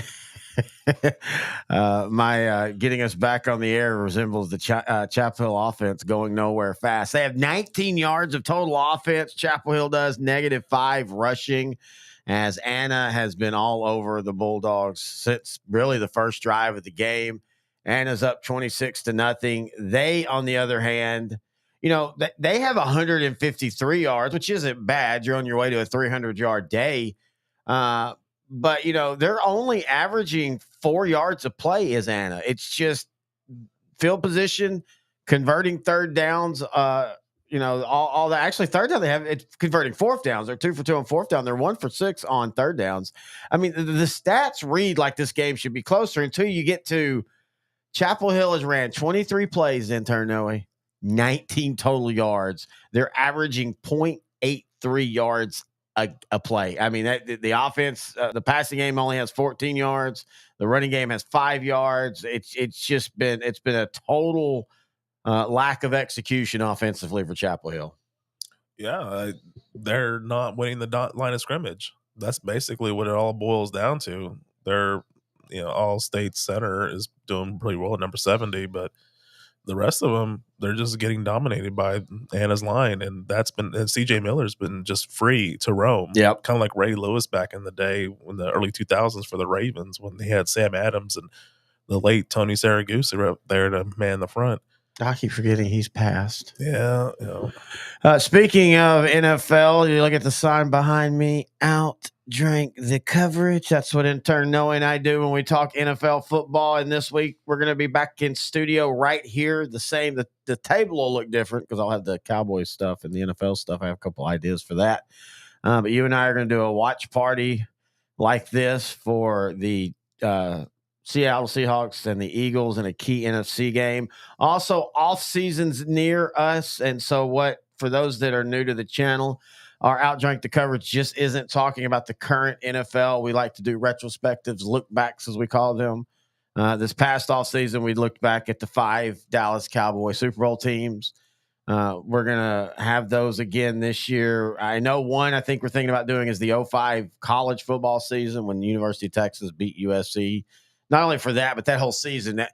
That is one of the last seasons that when I just think about college football and just what it used to be 15, 20 years ago and how different. And it's not that it's bad now, but that was just a different time. Anyway, we'll do that. We're going to do some look backs on some actual specific seasons on NFL, not just the Cowboys, just the overall season. We're going to do our movie stuff. We've got the league season. Did we do all of 2 seasons in one? I can't even remember now. We have a video that's literally been sitting for 9 months ready to go, and it's going to drop January 1st. Or actually, I think January 10th when I have it set to drop. It's going to drop, and it's one of our league retrospectives. That's, we started those. We're going to do movies. We're going to start a new series that's going to be sports related and also not called Bad Movies and a Drink, where we talk and watch bad movies. I think we're going to probably start with our favorite movie of all time, Roadhouse. But that's some of the stuff we're going to be doing here on L4 Media for Outdrank the coverage.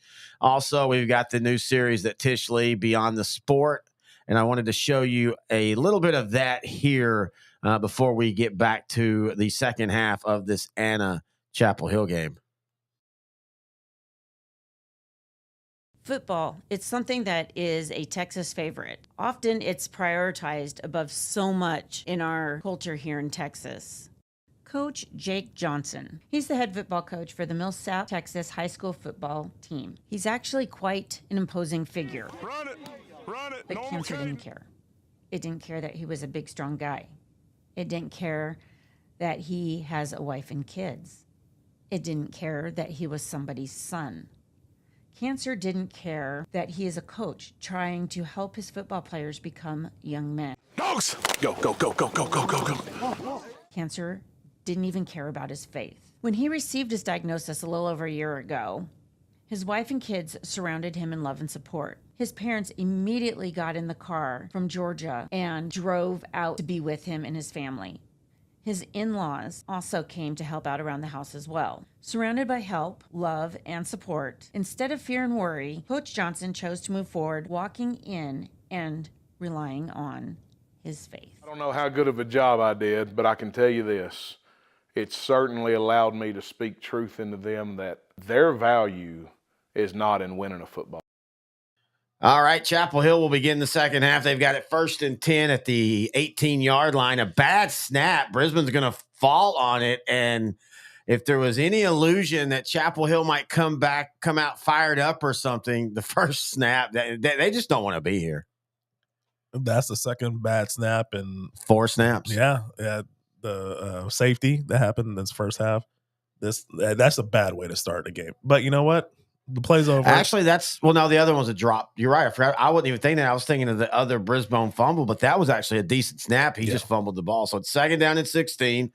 Brisbane looking to pass. He has a guy going to be about a 7-yard gain. So at least a makeable 3rd down. Hey, that's a positive play. I mean, that's for a team that's got 19 total yards. You're putting a banner up now for that one. Yeah. We gained 7 yards on one play. But again, this goes back to what that bad snap does. And so instead of 3rd and 3, it's 3rd and 7 now because you have to make up 16 yards up the middle, and they're going to get a 1st down and more. And we're starting to see a little bit of life from this Bulldog offense. That was the best blocked play that we have seen their offense do so far today.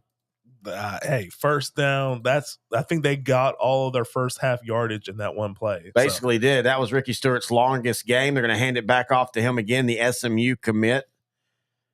Man, SMU. Yep. Him and Brisbane, the quarterback, they're both going to SMU. Conference champions. They're going to go to the ACC next year. And they're going to be competitive. And they're doing it clean. Unlike what happened 40 years ago. Well, what happened 40 years ago would have been legal now. I was about to say, it's not that they're doing it clean. It's that what they're used to do that was illegal is allowed now. But yeah, I mean, SMU, they're going into a conference that they're going to be competitive right away. I don't know, they're going to beat the Clemsons of the world immediately, but I think they can at least finish, 3rd or 4th. 1st down for Chapel Hill here. This has been an impressive drive. They're actually getting 1st downs, throwing it to the sideline. Did they go sideline to sideline? They did throw it to the other sideline. They threw it to the right sideline for one play, and then this one for another. Do you know? I forgot to tell you this. I meant to tell you this last night while the game was going on. Do you know who? And I don't know if he's doing it here again. I don't have the audio on this game, and I haven't seen the. No, actually, it's Greg Tepper. I know. Never mind. It's Greg Tepper. But do you know who was doing color last night for these games? Isaiah Stanback. Oh, former Cowboy. Yeah. Well, I guess if you're a Cowboy, you can just get a job anywhere as a broadcaster, especially around here. I mean, look at the national. You look at the national broadcast. You've got 3 Cowboys in prominent. The number one for. We got another bad snap. Brisbane going to have to all the way back to 35. Yeah, throws it away. All right. Now, was he out of the tackle box? That's going to be the question here. I don't think he was. Let's see. Number 50 is the right there. Number 95. I think he was. Yeah. He was now out. You talk about the late hit. That was a late hit. Yeah, you really could have got a late hit there. You're talking about the center playing well, but the snaps, the last couple snaps have been pretty bad. Yeah. I'm over here praising the guy. But anyway, we're talking about, the broadcast. You've got the number 1 CBS is Romo, the number 1 at Monday night, who used to be Fox is Aikman, and then Daryl Johnson, who I think should be higher up, is the number 2 for Fox. Greg Olson's doing such a great job for Fox right now, though. Brisbane's going to scramble, and he's going to get a first down and more, and we're starting to see Chapel Hill move the ball down the field as they're going to be inside the 30. It's obvious to say this is the best drive that they had. This is the deepest they've been in Anna's territory. Coach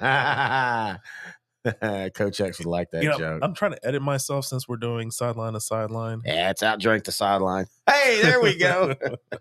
Hand off. But then now. I remember some of the inappropriate stuff Grant said. I was about to say Ricky Stewart's going to get tackled there for a loss. Exactly. We could trade like Pixar and like innuendos. That's what we've been doing. I'm actually telling Coach X he liked my Anna joke. Yeah, that was like the first, or outside of the bad snaps, it was probably the first bad play by Chapel Hill there. So 2nd and 14. Ball at the 34. Yep, 8:12 left here in the third quarter. Chapel Hill trails 26-0. Designed keeper. Yeah, designed keeper, minimal yardage, like 2 or 3 yards. It's a 4-score game, but they're still not out. It's very early. It's 7 minutes left in the third. They have all their timeouts, obviously, so just get points here. Boy, what if it comes? I was adding up in mind, just realized it is a true 4-score game because 3 touchdowns and 3 extra points, you'd be down. What if you end up losing 26-24 and it comes down to just a bad handling of a snap? Hey, they'd be happy to get to the 24 at this point. Third down, going to be a dangerous throwback into the middle. Breaks a tackle. Chapel Hill is going to get a first down. Spin move. What a nice play right there by number 15 for the Bulldogs, DeMarcian Blaylock. And, first off, dangerous throwing back into the middle of the field. Blaylock got it. Looked like he was going to be tackled. Should have been. Broke 2 tackles. One of the bad plays by Miller on defense for Anna. Tries to run off tackle, but once again, that Anna edge set by the defenders and not much there. Yeah, I was pretty lucky. The 3rd and 12, throwing it across the middle of the field, a 2-yard pass essentially, and just with athleticism was able to get the first down. So 2nd and 11 here now. But you see what I'm talking about? This is a good drive. You see how long it's taking Chapel Hill to get. That's why you went being down. Here's a throw to the end zone. Pass interference? Nope. And good non-call, I think. This time number 8 didn't drop it. A little overthrown. Yeah. But this is what I was talking about. You're gonna, and they're an explosive offense, but Anna's doing such a good job of forcing them to take every second they can to get down the field. And even if you score here, half the quarter's already been gone. Now the positive is half the quarter's been gone, so Anna hasn't had a chance to score or even touch the ball. Chapel Hill got the ball to begin things here. Brisbane wide open, looking to throw. 3rd and 11 now being pressured. Oh my gosh.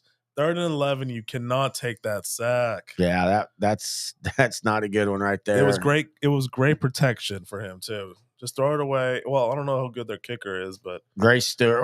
What's a field goal going to do for you at this point? Yeah, I think at this point you just still. I guess no. I say that, but it's in the 4 scores. You got to get 4 scores.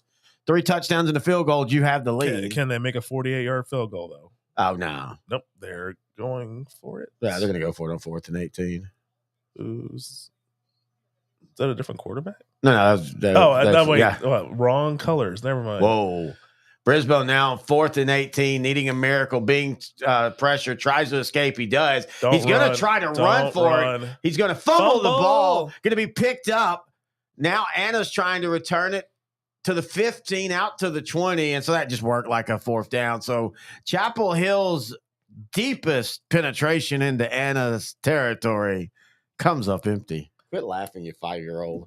You didn't pause that time. I didn't. Oh man, yeah. I as soon as I saw him about to run, I was like, don't run. And sure enough. Thing is, though, he was only about 2 yards short when he fumbled. And the fumble doesn't, I mean, it just a stat at this point. And it didn't really get much out of it. Whoa, we got 2,000 people in here. Hello, everybody. Sorry that you picked this game at this moment. Like, what did you, I have to ask people, did y'all like come in? Like, y'all are just like, hey, I wonder how this game is going. Hey, Chase Burnett, big old school Belleville fan. He's gonna be. Give me your prediction, Chase, if you're listening still. What's the score today? Anna with a handoff, 5 minutes. Now, the one good thing for Anna is Chapel Hill wore down the quarter for you. I mean, at this point, Anna, you're just trying to count seconds down and get out of here. You don't want to have to do anything crazy. So if it was me, 4 scores, I'm going to run that clock down to about 10 seconds and then get to the line of scrimmage and start my play. At this point, you're in control of the game. Might as well just speed up the end. And just, I mean, that was Chapel Hill's best opportunity to do anything, and they still didn't convert on 4th down. Yeah, and it felt like if they'd have scored there might have been some life. But there would have been some life for sure. 4:53 left third. Going to hand off to Chumley, who's already had 3 touchdowns, and he's going to get a first down here. Reset the clock or reset the downs.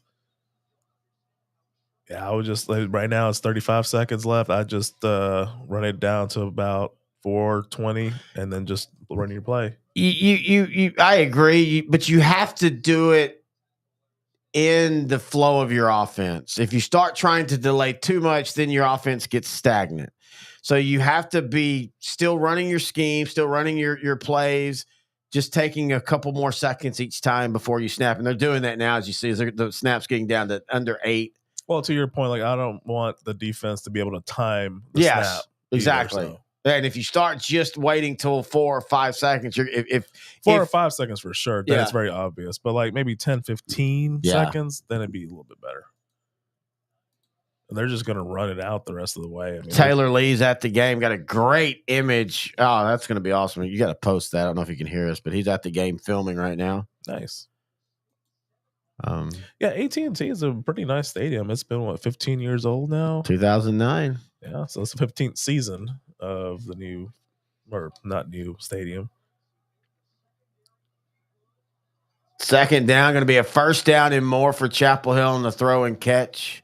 So they haven't even missed Jacob Emmers today. He was here early, had 2 catches early, hurt his shoulder, and you wouldn't even know it. I mean, Anna, and again, the weird thing is at 26-0, Anna, they haven't had to, but Anna's not. It's not like they've got 400 yards of offense. They're averaging 4.5 yards a play. Like they're literally averaging for every play is 4.5 yards. Yeah. They're not having a lot of big with a lot of small, and so this has just been a weird game. I mean, right there is a good example. They already had Anna or Chapel Hill 1 yard past the line of scrimmage. Mm-hmm. So it always starts at the line. That is the foundation of any good football team. And right now, Anna's proven to be the better team. They don't really need their star wide receiver if they can just run it every play. Yeah. And have max protection using only 5 down linemen. So it's elementary at that point. 3 minutes left in the third quarter. I mean, this seems like it's just gonna be a 4-score game going to the fourth quarter. It's becoming more predictable that Anna's going to get their first championship. Oh yeah, they again wait till 1 second to snap. Now we got a flag on the play. Hey, probably going to be a procedural penalty on the offense. That looked like. Legal formation? Maybe, because they look like they had 5 guys in the backfield. Okay. Yep, legal formation. Well, I guess we can start talking about different aspects of this game, like that referee. He seems nice. He seems nice, but I think he should have different pairs of glasses. Why? I just don't like the pair of glasses he's wearing right now. Are you I think always he should wear judgy? Do you judge me and my glasses? Yeah, I like to judge judges. You judge? Mm-hmm. You judge Red? I actually like that frame on you. Thank you. It's just reading glasses. I'm going to get in the offseason real glasses. 2nd and 15, they throw a little tunnel screen to the wide receiver, gets out over the 50-yard line. Going to be about 3rd and 7 right there with 2 minutes left. As again, Anna moving this third quarter along. At least one thing about it, if this game continues at this pace, we'll have plenty of time in between games. We won't have to have a quick run-up. Yeah.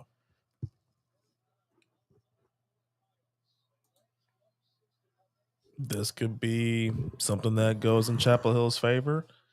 I don't think Anna is going to go for it on 4th down if they don't convert here on 3rd and 9. No.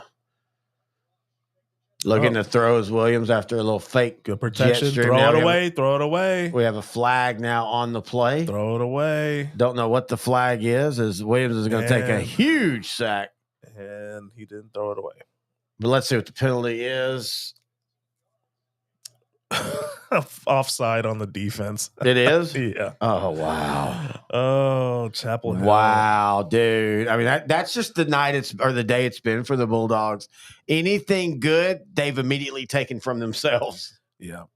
There's, if you're Franklin and you're driving home last night and you tough loss, but and there's always mistakes in every game. But I think Franklin can be like, you know what? Malikoff it was a battle. Malikoff just made a couple more plays. Yeah. If you're Toller, you're going home after that game, and you're just like, you know what? Terry Bussey just went off. If you're Chapel Hill, we're about to have a sack. Williams is sacked. Great pressure off the edge right there. If you're Chapel Hill and you end up losing this game, you're going to be frustrated because you're going to be like, not. And this is not to discredit Anna, but this just feels like more of what Chapel Hill hasn't done than what Anna has done, if that makes sense. Yeah, I mean, for as much as I've been talking about the line play, there's been missed catches, penalties, bad snaps. That stuff contributed more to this soon-to-be defeat than line play. Now, in saying that, they're getting the ball. It was Jaborian Cook there. He's a guy that's been running the ball a lot in the last few weeks. He also plays defense. He's the one that came off on that sack. Again, if Chapel Hill can get an explosive play somewhere here, as they're going to get the return up to the 15-yard line, get an explosive play, get a touchdown. I mean, if you can find a way to get a touchdown in a minute 18 especially, but at least within the first 2 minutes of the fourth quarter, get that touchdown, and then you're at least in play again. And man, it just now, how bad does that drive that just ended look? If they'd have put points on the board and now be getting the ball back, we could be singing a different tune. But I'm going to say it again, unless they all of a sudden start exploding for chunk yardage, I just don't know if Chapel Hill is going to have time at this point, because it does look like at least Anna's going to get 2 first downs every drive. I think Chapel Hill's held them to 3 and out one time so far today. I think they need to implement some of the Jeff Reardon trick plays that he may or may not be famous for. I love the generic right there. That was pretty they need to do something different on offense. I think a trick play or two wouldn't hurt at this point. They're already down 4 touchdowns. They haven't, or not 4 touchdowns, 4 scores. They haven't scored anything. So, oh, dude. We'll be right back. A little commercial.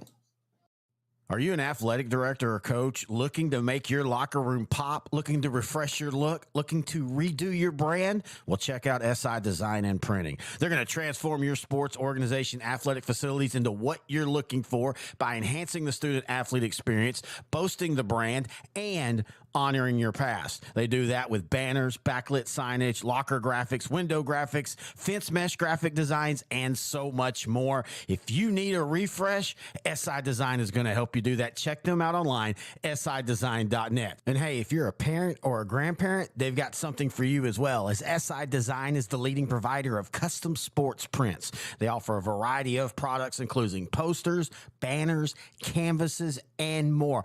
All you have to do is upload your high-quality studio or action shot, and SI Design will create the memory for you.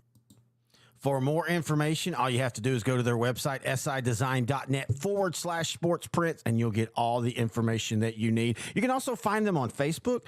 Just type in SI Design and Printing. Give them a call, 254-405-9492, or you can email them, info@sidesign.net, and tell Kyle that's Sideline to Sideline. Order.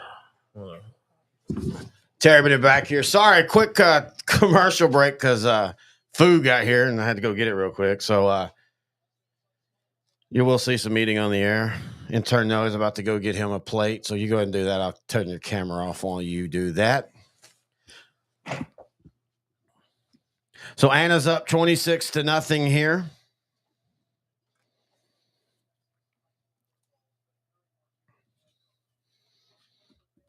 Chapel Hill with the ball.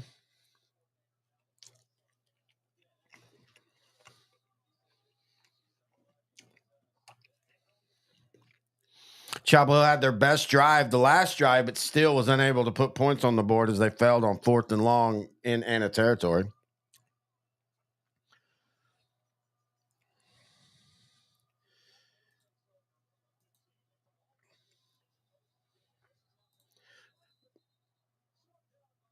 Another penetration by the Anna defense.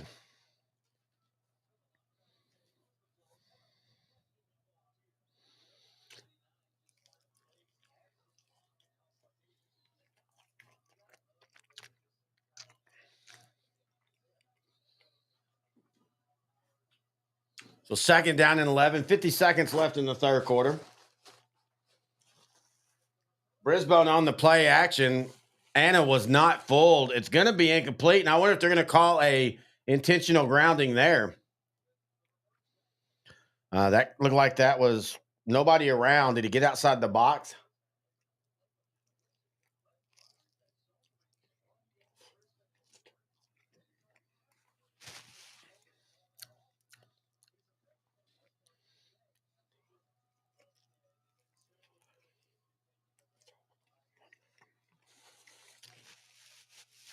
Third down and 11.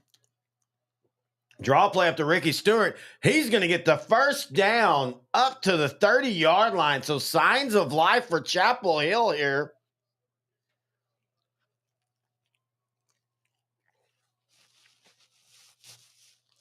Ricky Stewart starting to find some running room now. He's up to 13 carries, 64 yards on the day. Just had his longest run of 19 or 16 yards. Brisbane looking to throw. Now he's going to throw the ball over the middle of the field. Ball's intercepted. Oh, he dropped it.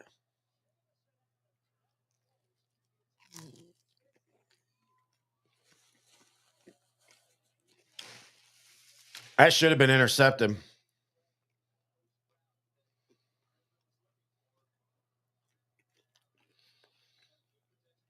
Right in the wickets.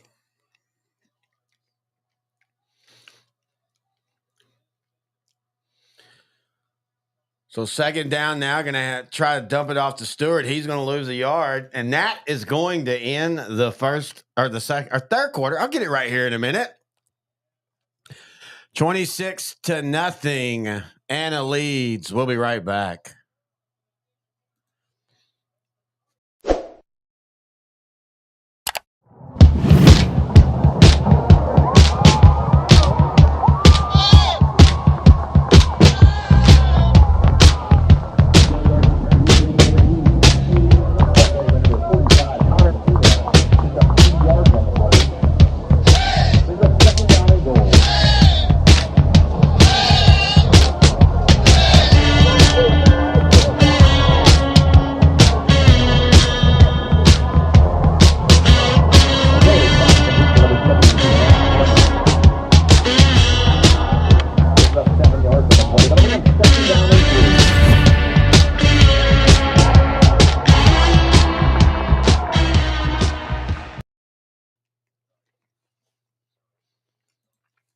Are you an athletic director or coach looking to make your locker room pop, looking to refresh your look, looking to redo your brand? Well, check out SI Design and Printing. They're going to transform your sports organization, athletic facilities into what you're looking for by enhancing the student athlete experience, boasting the brand, and honoring your past. They do that with banners, backlit signage, locker graphics, window graphics, fence mesh graphic designs, and so much more. If you need a refresh, SI Design is going to help you do that. Check them out online, sidesign.net. And hey, if you're a parent or a grandparent, they've got something for you as well, as SI Design is the leading provider of custom sports prints. They offer a variety of products, including posters, banners, canvases, and more. All you have to do is upload your high-quality studio or action shot, and SI Design will create the memory for you.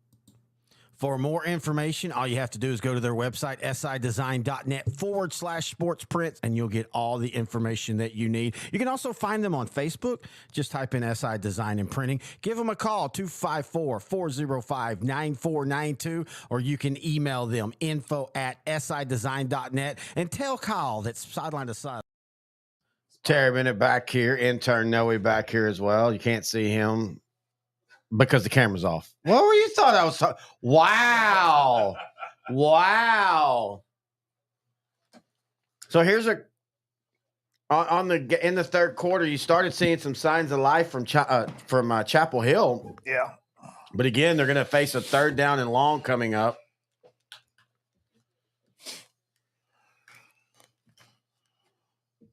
Okay. The intern is back. The intern is back. Guess who's back? Guess again. Intern's back. Tell a friend. The intern's back. I think so far, I give an offensive and a defensive player of the game. I think so far it's 35 on defense for Anna. CJ Miller, yeah. And then Chumley. Yeah. 3 touchdowns. DeAndre Williams has controlled the game well at quarterback. Just a sophomore, man. They're going to be moving up to 5A Division II, and that's a tough division up there with the likes of Alito and all, but I think Anna will be able to compete. Alito's playing tonight, aren't they? Or tomorrow? Go a little trick play. Tried to do did a throw to the wide receiver on a double throw, but nobody was open, so he just smartly gets a few yards. Yeah, Alito plays tonight. And a secondary, man. Great coverage. Yeah, good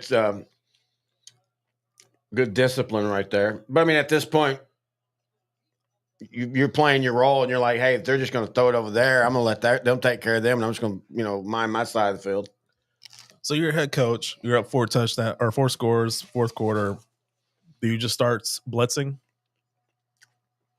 I don't know. Or do you do it? I think it depends. That's a good question. I think, good play right there for Chapel Hill.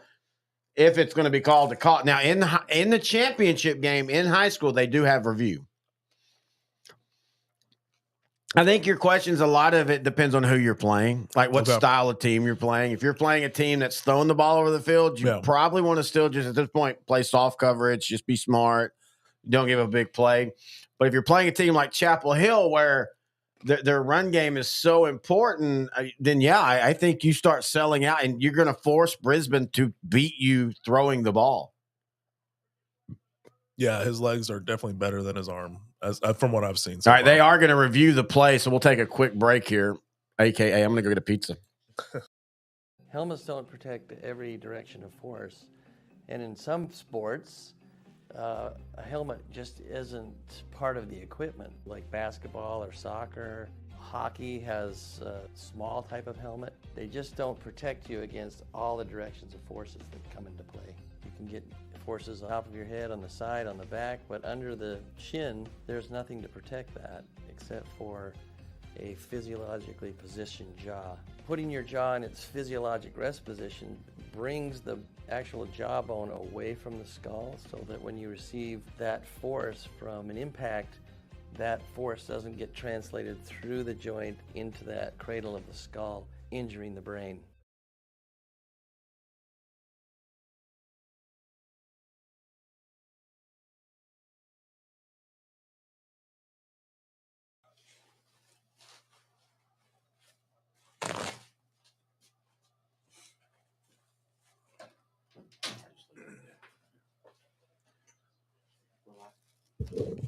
That might be a ground assisted catch from why I'm looking at it. Whoa, now mine fell off. Yeah. It's really tough, though, because of how he caught that. You don't really get a good view of it. Yeah. Again, if you don't know, in the high school state championship game, they do have review. I still don't know how I feel about that. Like, I like it for here, but man, what if you? So there's. Hang on, let me wait till the review here.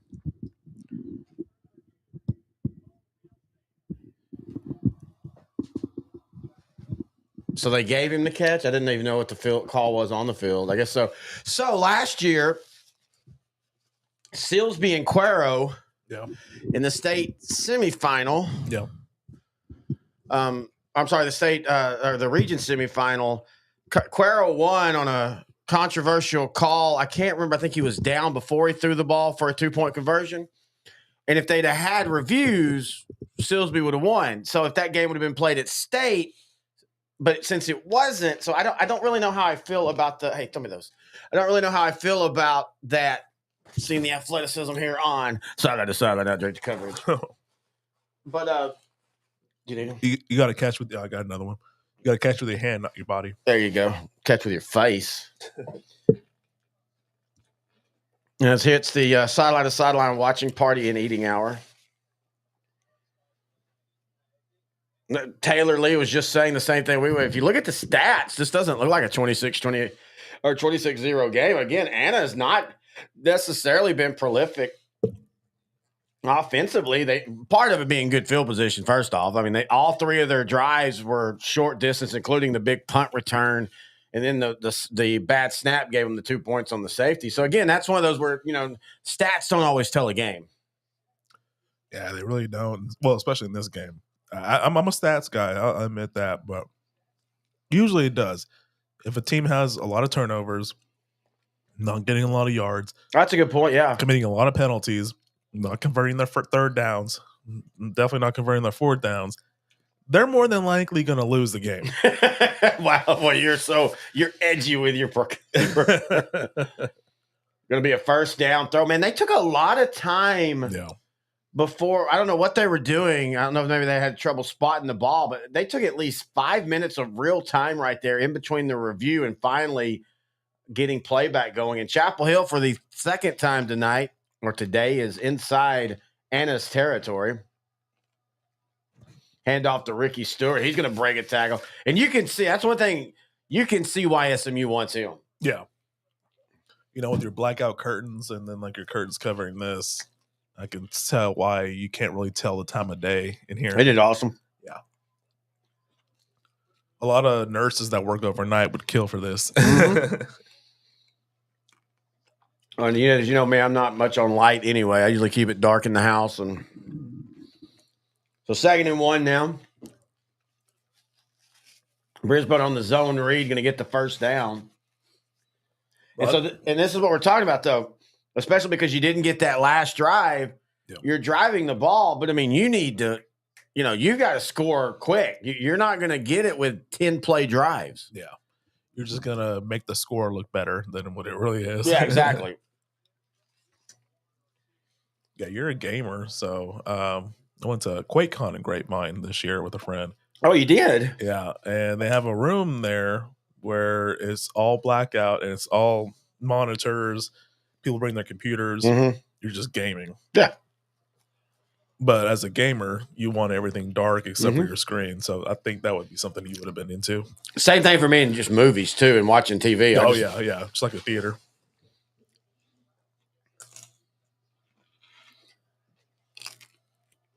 In fact, when I was doing this the last 2 days by myself and I had the camera on the table right close to me, I just had these lights off because the Christmas tree and then the neon lights. But with being two of us in here and one of us not being a white person, I didn't want to scare somebody and they think there's a demon over in the corner talking. Got some East Texas people watching, so that's kind of scares me. A lot of likes. Well, amen, brother. Why did our viewer just go up to 40,000? We're being shared on a social media site that we're not seeing here. We'll be back for the Gilmer-Belleville game. Now, the great thing about that game is that game will be quick, too, with how both teams run the ball. Brisbane trying to get to the corner, and he does. Going to get a first down. Late hit. Late hit by Miller. Again. They've let a few of those go today. Yeah. I'm okay with it as long as they're consistent. And that applies to baseball where, like, strike zones are just arbitrary at that point. As long as you're calling it the same way the whole game, I'm okay with it. What are your thoughts on the robo-umps that's coming soon? I would rather have more years of testing before you roll that out. They are, and they're testing in the minor leagues still. I know they're testing. Yeah, that part I do know. I'm okay with it as long as it works all the time. You never want a key strike or key call to be left to AI, essentially. Well, and especially if it doesn't work all the time, then what's the point of just go back to humans? Because humans aren't, Yeah.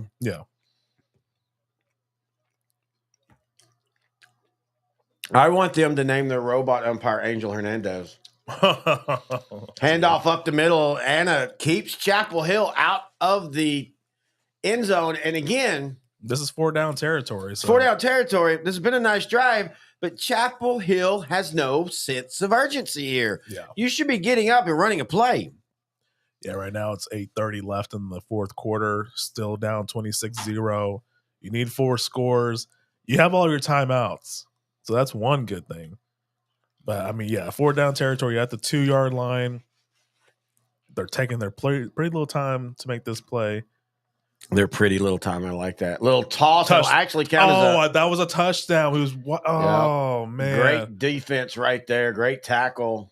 I almost would say, without even thinking about it, just run the same play again, but cut inside. I think that play was designed to go out. You're not supposed to cut in. He just cut in late. Yeah, I'm like, they kind of built like a little umbrella. Mm-hmm. Almost like a pass play. But, there was an opening right up the middle.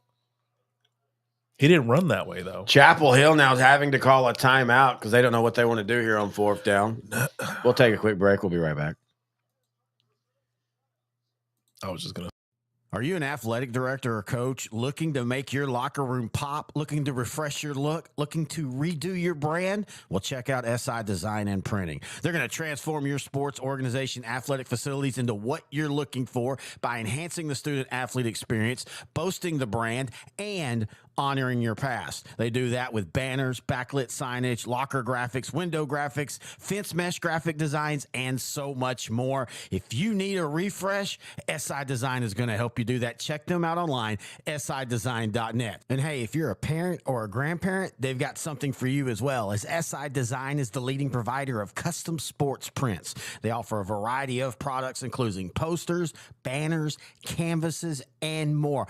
All you have to do is upload your high-quality studio or action shot, and SI Design will create the memory for you.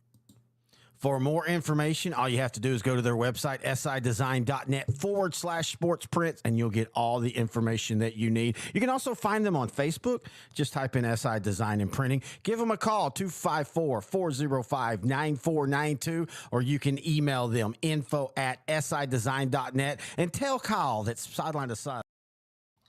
Terry been back here and turn Noe. Yeah, we're breaking etiquette and we're eating.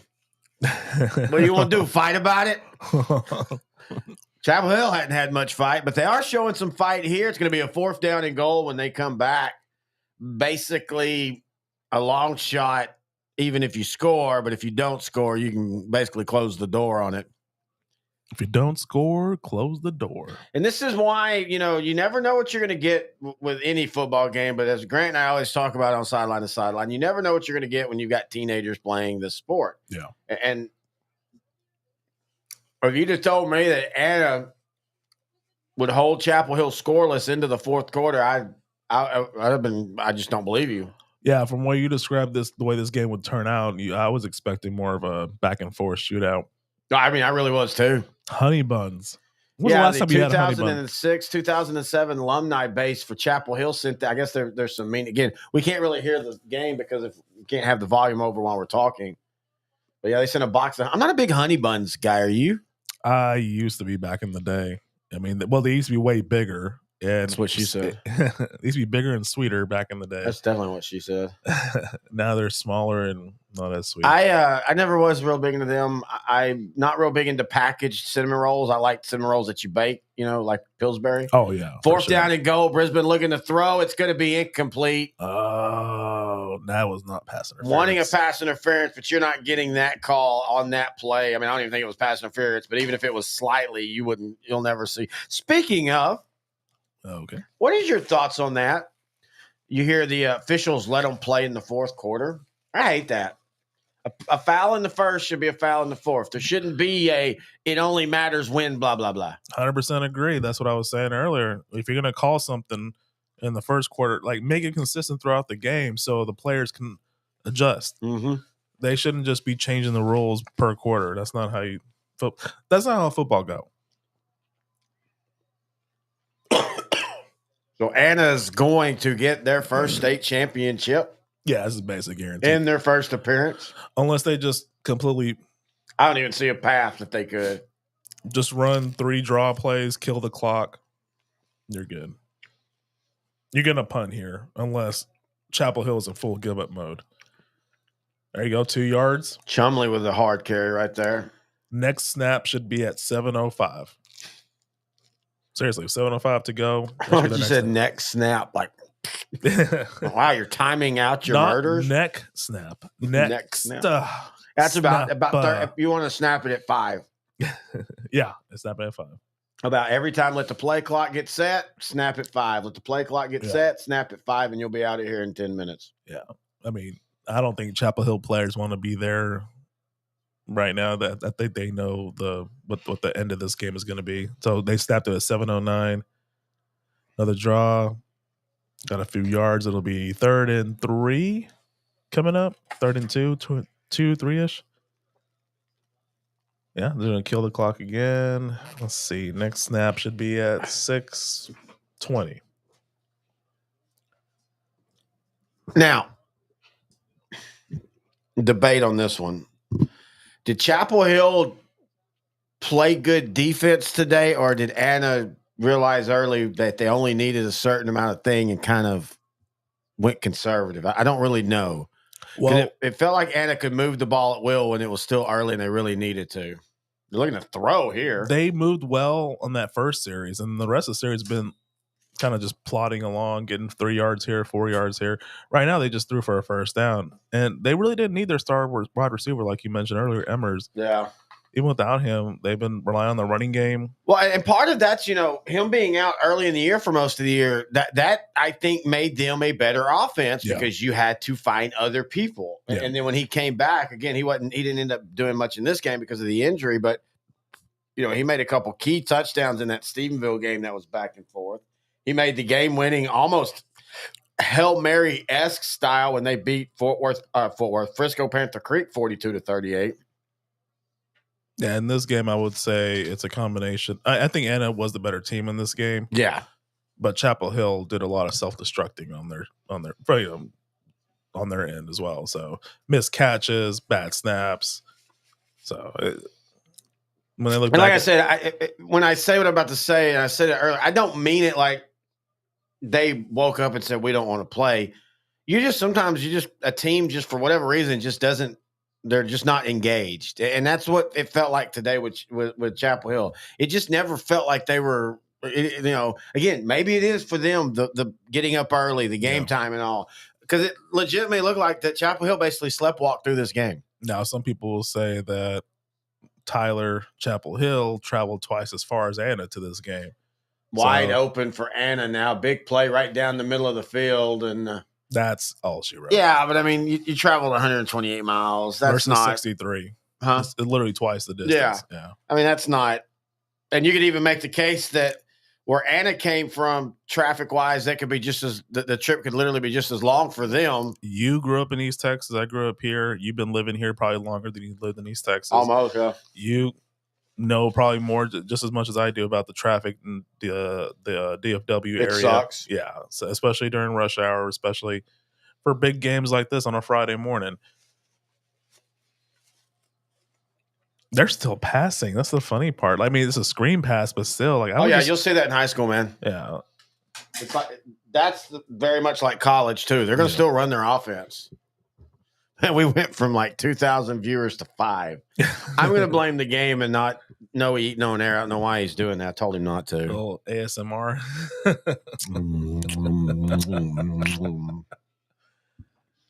What time does it say? Well, it's 4:45. Actual time on the no time in the real world. 1:33 p.m. Okay, so yeah, we will be able to get a full pregame in for Belleville versus Gilmer. Yep. I'm excited about that one. I was excited about this one too. But I will say this, and you can't help it, but so far, outside of the Malakoff game, it's been kind of a blah state championship week. Now, Gunter Tidehaven was 30-14. That game was a lot closer for most of that, but I never felt Gunter wasn't going to win that game. So we've yet to have, outside of Malakoff Franklin, we're now about to be the 7th state championship game played, and we've yet to have. And this will be the first shutout for the season. Yeah, so far for this one, championship day for the championship week, and it probably will be the only one. First down, and that's going to do it with 3:50 left. I mean, Chapel Hill has 2 timeouts. No, they're not going to use them. Why is the time stop? Do they stop for first down? Yeah, they stop for it. Yeah. So Texas high school is literally NCAA rules. Oh, okay. Other states use there's another organization, I can't remember what it is, but Texas, and this is part of why one of the things I think that makes Texas good at college football is we grew up playing under the same rules, and so there's no adjustments. So like when you play a team in Arkansas, you have to play, when you're in Arkansas, you play by Arkansas rules, and some of the blocking's different. Some of the things that we can get away with here in Texas and Arkansas is a penalty, and so forth. Yeah, I really think across the board, across all levels, they should all be the same rules. I think you'll get better talent that way. So instead of 1 foot in, even Pop Warner, make it 2 feet in.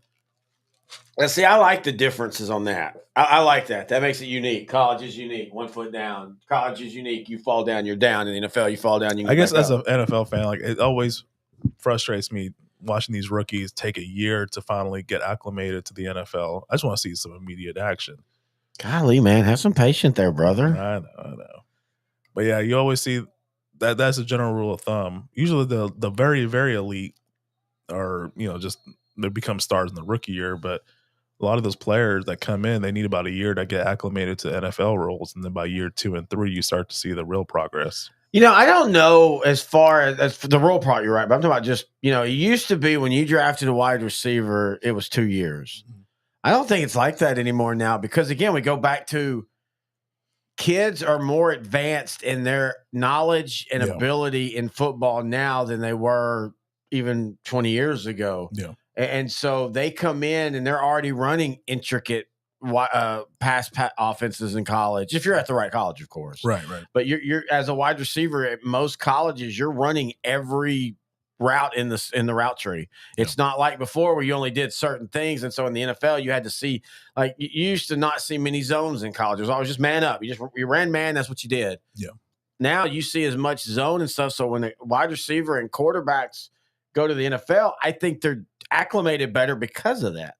And I think you're seeing that with wide receivers. Now, like you look at Najiba for Seattle, he's finally coming up, but a lot of people are like, man, he's a bust so far. Yeah. When there used to be a time it'd be like, oh, he's a rookie receiver. Give him 2 years. Now the expectation is you're going to be better quicker. Yeah, just like with his teammate DK Metcalf, it took him about half a year, but I think that's been more the norm of this generation where the receivers coming into the NFL. Yeah. It takes them less and less time to get acclimated. Justin Jefferson and Chase were like day one. They were already elite. But for most of them, it's been a year. Some of the ones that are also good, but they need a little more time, it's been 1 year. So, yeah, it has like trimmed down a little bit. But, yeah, to your point, like they're starting to get more savvy and knowledgeable about how things work. We're in a commercial break here. So since we'll have plenty of time. Whoa, calm down. I keep hitting my knee on this table. Since we'll have plenty of time, as soon as this game is over, we'll end this stream. Our next one starts at 2 p.m. That's the pregame for Gilmer versus Belleville. East Texas versus Southeast Texas, Region 2 versus Region 3. Gilmore has been to the state championship many times. Belleville's making their first trip since like 61, I think it is. Oh, wow. There's probably a few people alive from then. 62 years ago? Yeah.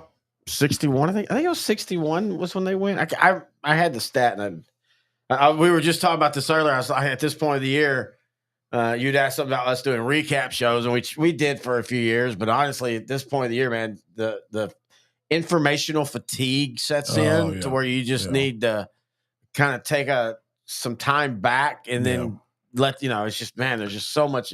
The seniors on that class, if it was 61, would be 80 years old now. Jeez, man.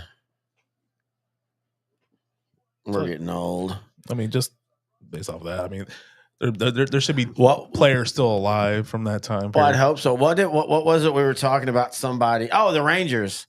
The Rangers had signed a guy a couple weeks ago or a week ago now, and I said something about, that's a good old veteran, an old guy, an old arm. And I looked, I'm like 13 years older than him.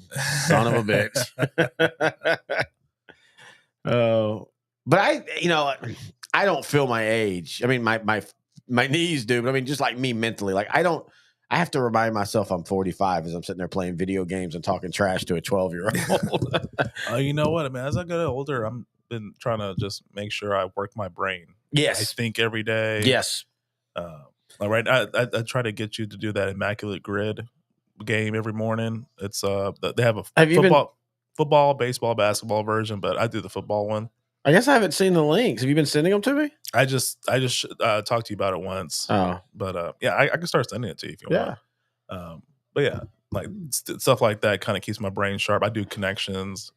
So that's video games for me, and video games have been proven to keep older people. Well, especially now, there's a lot more strategy involved and thinking involved than ever. It's puzzles, and it's also fast choice, especially for me. I play a lot of first-person shooters. Oh, no. Derek Del Rio, a listener, if he's listening, he plays video games, and I play a lot of fast. And it's funny because at 48, I'm better at those games than I were when I was 28 because I have the patience now, I think, to see things out that I didn't when I was 28, when I was more Leroy Jenkins, just run right in. Now I'm more of the I joke and I make a lot of 12-year-olds mad because I'll flank you and I'll take my time and I'm not in a rush to get into it. All right, 4th down and 10 here for Anna. 4th down and 15, I should say, for Anna.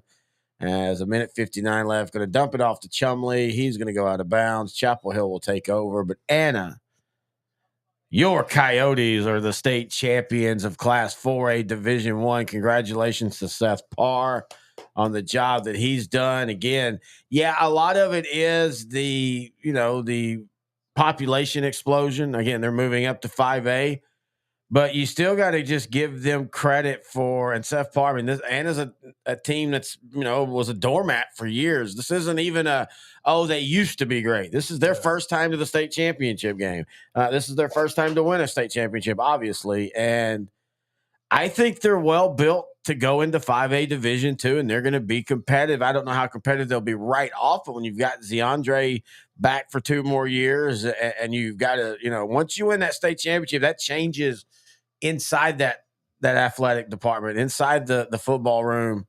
You have a layer of expectations added to that to me improves your program. You think Chapel Hill scores? No. For Chapel Hill, you're gonna. Oh, they changed quarterbacks. Yeah, they got their backup in. For Chapel Hill, you got a lot of talent. Chapel Hill's not going anywhere. They're gonna be a competitive team right back next year.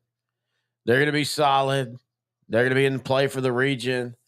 But this is gonna sting for a while because I think they're gonna look in the mirror and realize that they didn't play anywhere near to the best of their abilities. Anna calls a timeout, oddly. 122 left. That's a get guys in timeout. Oh, yeah. Coaches on both sides will understand that. Like, Chapel Hill's not going to think that. Again, that's those little high school things that happen. Anna's calling a timeout, 26-0 up because they're just trying to empty the bench, get guys in, make memories.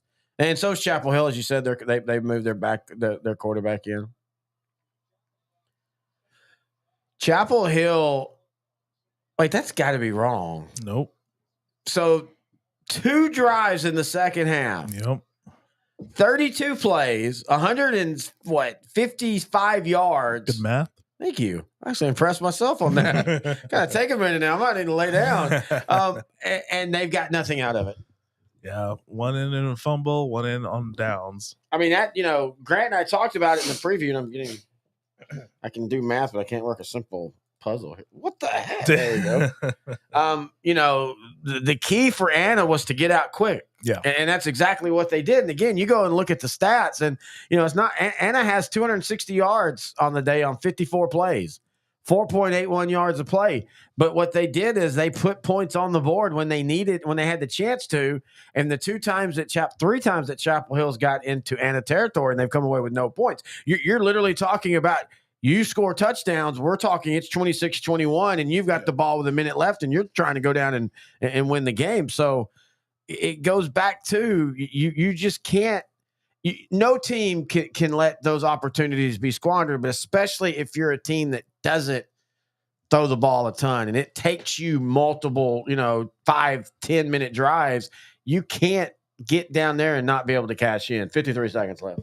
Chapel Hill in the offseason, next season, they need to work on their sense of urgency because they had a lack of it in the second half when they really needed to start getting it up and going. Well, I'm going to have to ask Brett Swinney again. He does the play-by-play for Chapel Hill. I'm going to message him while we're waiting for the next show to start because I'm curious, what his thoughts are because the sense of urgency thing is the thing that stands out the most to me. To be fair, it just looked like, honestly, that they didn't want to play today. I mean, even when they were getting down, there was no fight. And I mean, sometimes that's it. Yeah, that's going to be it. You don't have to snap the ball again. I just know, man, if my team is down, I want somebody to get a personal foul because I want somebody to be angry. And it just never felt like there was any emotion from Chapel Hill today. Good, bad, or indifferent. Well, no, it was very indifferent, I should say. That's literally how it felt like they played today. So Anna's going to win their first state championship. They're going to win 26-0. Chapel Hill will fall. I apologize. I didn't realize Anna called another timeout. I guess they have more people to they called bring in the game. That's fine.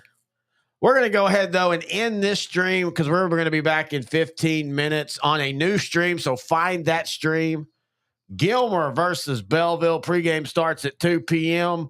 Kickoff at 3. Until then, which is like 15 minutes. He's in third. No, I'm Terry Bennett. This has been Outdrink the Sideline.